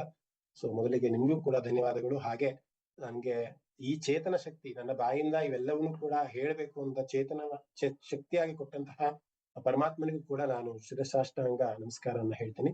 ಸೊ ಈ ನಾಮ ಭೋಜನಂ ಅನ್ನುವಂಥದ್ದು. ಭೋಜನಂ ಅಂತ ಯಾಕೆ ವಿಷ್ಣುವಿಗೆ ಕರೀತಾರೆ ಅಂತ ಅಂದ್ರೆ, ಭೋಜ್ಯತೆ ಇತಿ ಭೋಜನಂ. ಒಬ್ಬ ಮನುಷ್ಯನಿಗೆ ಆಹಾರ ರೂಪದಲ್ಲಿ ಏನಾದ್ರು ಸಿಗ್ಬೇಕು ಅಥವಾ ಆಹಾರ ರೂಪದಲ್ಲಿ ಅವನೇನಾದ್ರು ತೃಪ್ತಿಯನ್ನ ಹೊಂದುತ್ತಾನೆ ಅಂತ ಅಂದ್ರೆ, ಆ ತೃಪ್ತಿಯ ಒಂದು ಅಂಶ ಇದೆಯಲ್ಲ, ಇವತ್ತು ನಾವು ಚೆನ್ನಾಗಿ ಊಟ ಮಾಡಿ ಅಪ್ಪ ಅನ್ನದಾತು ಸುಖಿ ಭವ ಅಂತ ಹೇಳ್ತೀವಿ, ಅಥವಾ ಏನೋ ಮೃಷ್ಟಾನ್ನ ಭೋಜನವನ್ನು ಮಾಡಿ ಅಬ್ಬಾ ಎಷ್ಟು ಚೆನ್ನಾಗಿತ್ತಪ್ಪ ಊಟ, ಎಷ್ಟು ಅದ್ಭುತವಾಗಿತ್ತಪ್ಪ ಅಂತ ಒಂದು ಕಲ್ಪನೆಯಲ್ಲಿ ಅಥವಾ ಒಂದು ಭಾವವನ್ನ ಕೊಡ್ತೀವಿ. ಆ ಭಾವ ಇದೆಯಲ್ಲ, ಅದಕ್ಕೆ ಭೋಜನಂ ಅಂತ ಹೇಳುವಂಥದ್ದು. ಅಂದ್ರೆ ಒಬ್ಬ ಭಕ್ತನಿಗೆ ಏನು ಬೇಕೋ, ಈಗ ಆಹಾರ ಅಂದ್ರೆ ಬರೀ ಅನ್ನವೇ ಆಹಾರ ಅಂತ ಅಲ್ಲ. ಈಗ ಕ್ಲಾಸ್ ನಡೀತಾ ಇದೆ, ಈ ಕ್ಲಾಸ್ ನಡೆಯೋದಕ್ಕೆ ನಿಮ್ಗೆ ಇಂಟರ್ನೆಟ್ ಬೇಕಾಗಿದೆ. ನಂಗೆ ಸಿಸ್ಟಮ್ ಲಾಗಿನ್ ಆಗೋದಕ್ಕೆ. ಸೊ ಈ ಸಿಸ್ಟಮ್ಗೆ, ಈಗ ಈ ಲ್ಯಾಪ್ಟಾಪ್ಗೆ ಇಂಟರ್ನೆಟ್ ಆಹಾರ. ಅಂದ್ರೆ ಈ ಲ್ಯಾಪ್ಟಾಪ್ಗೆ ಏನ್ ಬೇಕು, ಅದಕ್ಕೆ ಏನ್ ಸಿಗ್ತಾ ಇದೆ ಅದೇ ಆಹಾರ ಅನ್ನುವಂಥದ್ದು. ಈಗ ನಿಮ್ಮ ಕಿವಿಗಳಿಗೆ ಶ್ರವಣ ಮಾಧ್ಯಮದಲ್ಲಿ ಬರೋದಕ್ಕೆ ಒಂದು ಸ್ಪೀಕರ್ ಬೇಕು, ಆ ಸ್ಪೀಕರೇ ಆಹಾರ ಆಗುತ್ತೆ ನಿಮ್ಮ ಕಿವಿಗಳಿಗೆ. ಸೊ ಹಾಗೆ ಆಹಾರ ಅಥವಾ ಭೋಜನ ಅಂತ ಅಂದ್ರೆ ಒಬ್ಬ ಜೀವಾತ್ಮನಿಗೆ ಏನು ಇರಬೇಕು ಅಥವಾ ದೈಹಿಕವಾಗಿ ಅವನು ಇರೋದಕ್ಕೆ ಏನು ಬೇಕೋ ಆ ಎಲ್ಲಾ ಸಂಗ್ರಿಗಳು, ಆ ಎಲ್ಲಾ ಸಾಮಗ್ರಿಗಳಿಗೂ ಭೋಜನಂ ಅಂತ ಅರ್ಥ. ನೀವು ಸರಿಯಾಗಿ ಅರ್ಥ ಮಾಡ್ಕೊಂಡಿದ್ದೀರಾ ಅಂತ ಭಾವಿಸ್ತೀನಿ. ಭೋಜನಂ ಅಂತ ಅಂದ್ರೆ ಬರೀ ಆಹಾರ ಅಲ್ಲ, ಅನ್ನ ಸಾಂಬಾರು ಅಥವಾ ಬೇರೆ ಸೈಡ್ ಡಿಶ್, ಇವೆಲ್ಲಕ್ಕೂ ಕೂಡ ಖಂಡಿತವಾಗ್ಲೂ ಆಹಾರ ಅಂತಾರೆ, ಭೋಜನ ಅಂತಾರೆ, ಅದಕ್ಕೆ ಬೇರೆ ಇನ್ನೊಂದು ಮಾತಿಲ್ಲ. ಆದ್ರೆ ಒಬ್ಬ ನಿಜವಾದ ಜ್ಞಾನಿಗೆ ಆಹಾರ ಏನು ಅಂತ ಅಂದ್ರೆ ಸತ್ಸಂಗ, ಜ್ಞಾನ, ವೈರಾಗ್ಯ ಇವೆಲ್ಲವೂ ಕೂಡ ಆಹಾರವಾಗಿ ಬರುತ್ತೆ. ಅಂತ ಚಿತ್ತವನ್ನ ಕೊಡುವಂತವ್ನು ಯಾರು? ಅದು ಶ್ರೀಮನ್ನಾರಾಯಣ ಅನ್ನುವಂಥ. ಸೊ ಇಲ್ಲಿ ಭೋಜನಂ ಅಂತ ಯಾಕೆ ಕರೆದ್ರು ಅಂತಂದ್ರೆ, ಭೋಜನ ರೂಪದಲ್ಲಿ, ಭೋಜ್ಯ ರೂಪತೆಯ ಪ್ರಕೃತಿ ಮಯ, ಭೋಜನದ ರೂಪದಲ್ಲಿ ಈ ಒಬ್ಬ ಸತ್ಸಂಗಿಗೆ, ಅವನಿಗೆ ಸತ್ಸಂಗದಲ್ಲಿ ಇರುವಂತಹದ್ದೇ ಭೋಜನ, ಸತ್ಸಂಗದಲ್ಲಿ ಇರುವಂತಹ ಒಂದು ವಾತಾವರಣವೇ ಭೋಜನ ಆಗತ್ತೆ ಅಂತ. ಸೊ ಹಾಗೆ ಆ ಅಂಶ ಏನಿದೆಯಲ್ಲ, ಆ ಅಂಶಕ್ಕೆ ನಾವು ಭೋಜನಂ ಅಂತ ಕರಿತೀವಿ ಅನ್ನುವಂಥ. ಎಲ್ರಿಗೂ ಅರ್ಥ ಆಯ್ತು ಅಂತ ಭಾವಿಸ್ತೀನಿ. ಭಗವದ್ಗೀತೆಯಲ್ಲೂ ಕೂಡ ಕೃಷ್ಣ ಅದನ್ನೇ ಹೇಳ್ತಾನೆ, ದೈವೀ ಹೇಷ ಗುಣಮಯಿ ಮಮ ಮಾಯಾ ದುರತ್ಯಯ ಮಾಮೇವ ಯೇ ಪ್ರಪದ್ಯಂತೆ ಮಮ ಮಾಯಾಮೇತಾಂ ತರಂತಿದೆ ಅಂತ. ಈ ಮಾಯೆ ಏನಿದೆಯಲ್ಲ, ಈ ಆಹಾರದ ರೂಪದಲ್ಲಿ ಜ್ಞಾನ ಸಿಗ್ತಾ ಇದೆ, ಆ ಜ್ಞಾನನೇ ಆಹಾರ, ಅದೊಂದು ಮಾಯೆ. ಆ ಮಾಯೆ ಅಂದ್ರೆ ಯಾರು? ಅದು ಶ್ರೀಮನ್ನಾರಾಯಣ ತತ್ವ ಅನ್ನುವಂಥದ್ದು. ಸೊ ಯಾರ್ಯಾರಿಗೆ ಯಾವ ಯಾವ ರೂಪದಲ್ಲಿ ಆನಂದವನ್ನ ಉಂಟು ಮಾಡುವಂತಹ ವಸ್ತು ಏನ್ ಸಿಗತ್ತ, ಅದಕ್ಕೆ ಭೋಜನಂ ಅಂತ ಕರೀತಾರೆ. ಅಂದ್ರೆ ಆನಂದದ ವಸ್ತುಗಾರಿಕೆಯನ್ನ ಉಳ್ಳವನು ಅವ ಜೀವಾತ್ಮನಿಗೆ, ಅವನಿಗೆ ಏನ್ ಬೇಕೋ ಅದನ್ನ ಒದಗಿಸುವವನು. ಅದು ಆಹಾರ ಆಗಿರ್ಬೋದು, ಶ್ರವಣ ಆಗಿರ್ಬೋದು, ಅಥವಾ ಬೇರೆ ಇನ್ನೊಂದು ಯಾವ್ದೋ ಸುಖ ಆಗಿರ್ಬೋದು, ಎಲ್ಲವನ್ನೂ ಕೂಡ ಕೊಡುವಂತಹ ಒಂದು ಅಂಶವನ್ನ ಆ ಮಾಯಾವಿಯಾದಂತಹ ವಿಷ್ಣು ಹೊಂದಿದ್ದಾನೆ. ಅದಕ್ಕೋಸ್ಕರ ಅವನಿಗೆ ನಾವು ಭೋಜನಂ ಅಂತ ಕರಿತೀವಿ ಅನ್ನೋ. ಮತ್ತೆ ಕಥೆಯ ಮುಖಾಂತರ ಈ ನಾಮವನ್ನು ನಾವು ಅರ್ಥೈಸ್ಕೊಬೇಕು ಅಂದಾಗ, ಸಾಮಾನ್ಯವಾಗಿ ಈ ಕಥೆ ನಿಮ್ಗೆ ಗೊತ್ತಿರುತ್ತೆ, ಆದ್ರೂ ಕಥೆಯ ಮುಖಾಂತರ ಎಲ್ಲಾ ನಾಮಗಳು ಕಥೆ ಹೇಳ್ತಾನೆ ಇದ್ದೀನಿ ಅನ್ನುವಂತ ಉದ್ದೇಶಕ್ಕೆ ಈ ಒಂದು ಕಥೆಯನ್ನ ಹೇಳ್ತಾ ಇದೀನಿ. ಶಬರಿಯ ಒಂದು ಕಥೆ ನಿಮ್ಗೆ ಸಾಮಾನ್ಯವಾಗಿ ಗೊತ್ತಿರುತ್ತೆ, ಆದ್ರೆ ಶಬರಿ ಯಾರು ಅಂತ ಗೊತ್ತಿಲ್ಲ ಅಂತ ಅನ್ಸುತ್ತೆ. ಆದ್ರೆ ಅದರ ಒಂದು ಕಲೆಕ್ಷನ್ ಕೂಡ ನಾನು ಇವತ್ತು ನಿಮ್ ಮುಂದೆ ಹೇಳಕ್ ಪ್ರಯತ್ನ ಮಾಡ್ತಿದ್ದೀನಿ. ಶಬರಿ ಒಂದು ಸಾಮಾನ್ಯವಾಗಿ ಒಂದು ಕೀಳು ಜಾತಿಯ ಒಂದು ಯೋನಿನಲ್ಲಿ ಹುಟ್ಟಿದಂತಹ ಒಂದು ಮಹಿಳೆ. ಅವಳು ವಯಸ್ಸಿಗೆ ಬಂದಾಗ, ಅಂದ್ರೆ ಅವಳ ಒಂದು ಮದುವೆ ವಯಸ್ಸಿಗೆ ಬಂದಾಗ ಅವಳಿಗೆ ಒಂದು ಸ್ವಲ್ಪ ವೈರಾಗ್ಯದ ಒಂದು ಹುಚ್ಚು ಹಿಡಿದಿರತ್ತೆ. ಅದಕ್ಕೋಸ್ಕರ ಒಂದು ಗುರುವಿನ ಒಂದು ಅಪೇಕ್ಷೆಯಾಗಿ ಒಂದು ಗುರುವಿನ ಹುಡುಕೊಂಡು ಅವಳು ಮನೆಯನ್ನ ಬಿಟ್ಟು ಬರ್ತಾಳೆ. ಮನೆಯನ್ನ ಬಿಟ್ಟು ಬಂದು ಅವಳು ಒಂದು ಮಾತಂಗ ಋಷಿ ಅನ್ನುವಂತಹ ಒಂದು ಋಷಿಯ ಒಂದು ಸೇವೆಯನ್ನ ಮಾಡಿಕೊಂಡು ಶಿಷ್ಯೆಯಾಗಿ ಮಾತಂಗ ಋಷಿಗಳಿಗೂ ಸುಮಾರು ವರ್ಷಗಳ ಕಾಲ ಮಾತಂಗ ಋಷಿಗಳ ಸೇವೆಯನ್ನ ಮಾಡ್ಕೊಂಡು ಆಶ್ರಮದಲ್ಲಿ ಇರ್ತಾಳೆ. ಯಾಕೆಂದ್ರೆ ಅವಳಿಗೆ ಭೋಜನಂ ಅಂತ ಏನಂದ್ರೆ ಆ ಒಂದು ಸತ್ಸಂಗದಲ್ಲಿ ಆಶ್ರಮದಲ್ಲಿ ಏನು ಕಿವಿಗಳಿಗೆ ಆಧ್ಯಾತ್ಮದ ಚಿಂತನೆ ಬರ್ತಾ ಇರುತ್ತಲ್ಲ, ಅದೇ ಅವಳಿಗೆ ಆಹಾರ ಆಗಿತ್ತು. ಅದಕ್ಕೋಸ್ಕರ ಅವಳು ವೈರಾಗ್ಯವನ್ನ ಹುಡ್ಕೊಂಡು, ಇನ್ನು ಮನೇಲೇ ಇದ್ರೆ ಏನ್ ಮಾಡ್ತಾರೆ ಸಾಮಾನ್ಯವಾಗಿ, ಮದುವೆ ಮಾಡ್ತಾರೆ, ಮತ್ತೆ ಮನೆ ಮಕ್ಕಳು ಸಂಸಾರ, ಈ ರೀತಿಯ ಜಂಜಾಟದಿಂದ ನಾನು ದೂರ ಇರ್ಬೇಕು ಅಂತ ಏನ್ ಮಾಡಿರ್ತಾಳೆ ಶಬರಿ ಆದವಳು, ಮನೆಯನ್ನ ಬಿಟ್ಟು ವೈರಾಗ್ಯಕ್ಕೋಸ್ಕರ ಅವಳು ಮಾತಂಗ ಋಷಿಗಳ ಹತ್ರ ಬರ್ತಾಳೆ. ಮಾತಂಗ ಋಷಿಗಳು ಕೂಡ ತನ್ನ ಸ್ವಂತ ಮಗಳನ್ನ ನೋಡ್ಕೊಳ್ಳೋ ತರ ಶಬರಿನ ನೋಡ್ಕೊಂತಾರೆ.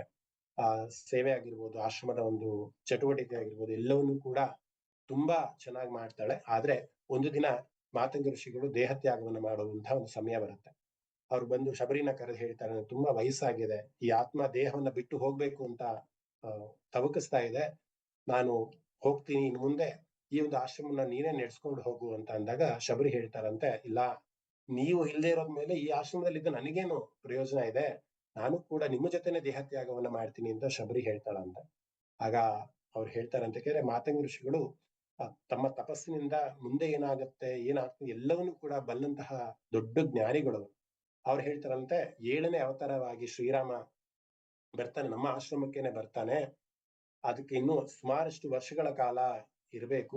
ನನ್ನ ಒಂದು ಈ ದೇಹ ಏನಿದೆ, ಆ ದೇಹ ಆಲ್ರೆಡಿ ಹಣ್ಣಾಗ್ಬಿಟ್ಟಿದೆ, ಅಂದ್ರೆ ಈ ಪ್ರಾಣಕ್ಕೆ ಯೋಗ್ಯವಾದಂತಹ ಒಂದು ಇದಲ್ಲ, ಅದಕ್ಕೋಸ್ಕರ ನಾನು ದೇಹತ್ಯಾಗವನ್ನು ಮಾಡ್ತೀನಿ. ಆದ್ರೆ ನೀನು ಪ್ರತಿದಿನ ಆ ರಾಮನಿಗೋಸ್ಕರ ಕಾಯಿ, ಅವನು ಬರ್ತಾನೆ, ಅವನು ಬಂದು ನಿನಗೆ ಮುಕ್ತಿಯನ್ನ ಕೊಡ್ತಾನೆ ಅಂತ ಮಾತಂಗ ಋಷಿಗಳು ಹೇಳಿ ಅವ್ರ ದೇಹತ್ಯಾಗವನ್ನು ಮಾಡ್ತಾರೆ. ನಂತರದಲ್ಲಿ ಒಂದಿಷ್ಟು ವರ್ಷಗಳು ಸುಮಾರು, ಅಂದ್ರೆ ಅವಳು ಯೌವನಲ್ಲಿ ಇದ್ದಾಗ ಮಾತಂಗ ಋಷಿಗಳು ದೇಹತ್ಯಾಗವನ್ನು ಮಾಡಿದವು.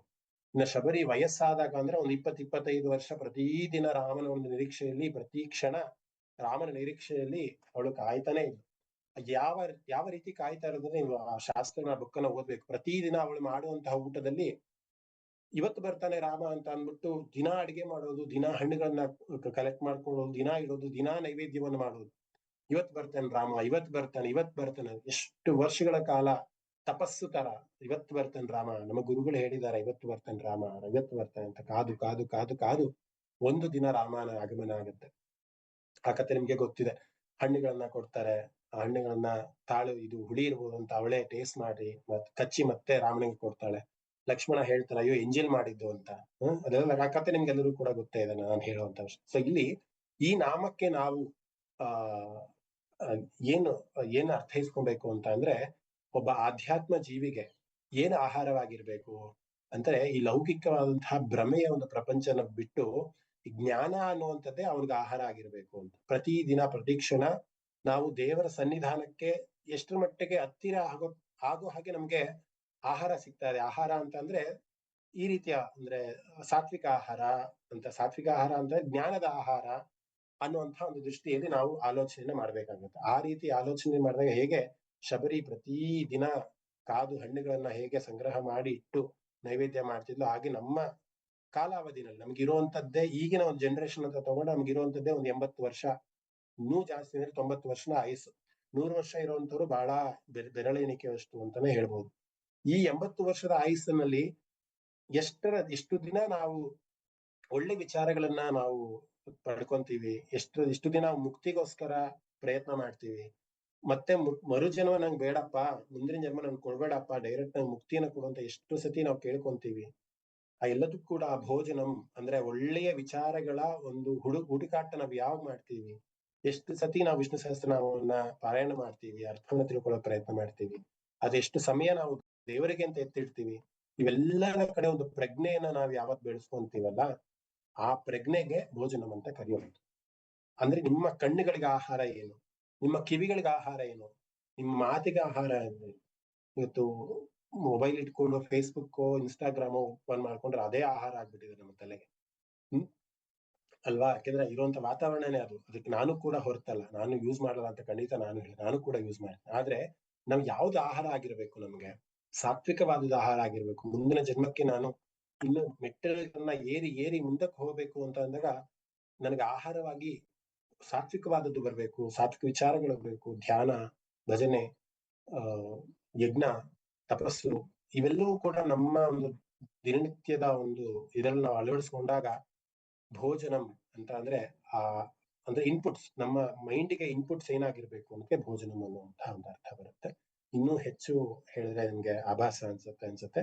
ಇಲ್ಲಿ ಭೋಜನಂ ಅಂತ ಅಂದ್ರೆ ಭೋಕ್ತ್ಯ ರೂಪತೆಯ ಪ್ರಕೃತಿ, ಪ್ರಕೃತಿನಲ್ಲಿ ಭೋಕ್ತ ಅಂದ್ರೆ ತಿನ್ನುವಂತಹ ಅಥವಾ ಸ್ವೀಕಾರ ಮಾಡುವಂತಹ ಏನೇ ವಸ್ತುಗಳು ಇರ್ಬೋದು, ಶ್ರವಣ ಮಾಧ್ಯಮದಲ್ಲಿ, ಸ್ಪರ್ಶದ ಮಾಧ್ಯಮದಲ್ಲಿ, ಅಥವಾ ಯಾವ್ದ್ರಲ್ಲಾದ್ರೂ ಕೂಡ ನಮ್ಮ ದೇಹಕ್ಕೆ ಏನು ಅವಶ್ಯಕತೆ ಇದೆ ಅದನ್ನ ಕೊಡುವಂತಹ ಒಂದು ಶಕ್ತಿಗೆ ನಾವು ಭೋಜನಂ ಅಂತ ಕರಿತೀವಿ ಅನ್ನೋದನ್ನ ಅರ್ಥೈಸ್ಕೊಬೇಕು. ಇನ್ನು ಮುಂದಿನ ನಾಮ ಭೋಕ್ತ ಅನ್ನುವಂಥದ್ದು. ನಿರಂತರವಾಗಿ ದಯವಿಟ್ಟು ಕ್ಲಾಸ್ಗೆ ಎಲ್ಲರೂ ಕೂಡ ಬನ್ನಿ, ಸತ್ಸಂಗದಲ್ಲಿ ಭಾಗವಹಿಸಿ. ಹೇಗೆ ಇವೆಲ್ಲವೂ ಕೂಡ ಪ್ರತಿಯೊಂದು ನಾಮವೂ ಕೂಡ ಅದೇ ಹೇಳುತ್ತೆ ಅಲ್ವಾ, ನಾವು ವಿಷ್ಣುವಿನ ಒಂದು ಧ್ಯಾನದಲ್ಲಿರ್ಬೇಕು, ವಿಷ್ಣುವಿನ ಆರಾಧನೆಯನ್ನ ಮಾಡಬೇಕು, ವಿಷ್ಣುವಿನ ತತ್ವದಲ್ಲಿ ನಾವು ಒಂದಾಗ್ಬೇಕು ಅನ್ನೋದೇ ನಮ್ಮೆಲ್ಲರ ಧ್ಯೇಯ ಆಗಿದೆ ಅಲ್ವಾ. ಅದಕ್ಕೋಸ್ಕರ ಇವತ್ತು ಇಷ್ಟು ನಾಮಗಳು ಕವರ್ ಆಯ್ತು, ಅಷ್ಟು ನಾಮಗಳು ಕೂಡ ನಮ್ಮ ಚಿತ್ತದಲ್ಲಿ ಇರ್ಲಿ ಅನ್ನುವಂತ ಅರ್ಥದಲ್ಲಿ ಒಂದು 30 ಸೆಕೆಂಡ್ ಎಲ್ಲರೂ ಕೂಡ ಸಮಚಿತ್ತದಿಂದ ಕೂತ್ಕೊಂಡು ಕೈ ಮುದ್ಕೊಂಡು ಒಂದು ಪ್ರಾರ್ಥನೆಯನ್ನ ಮಾಡೋಣ.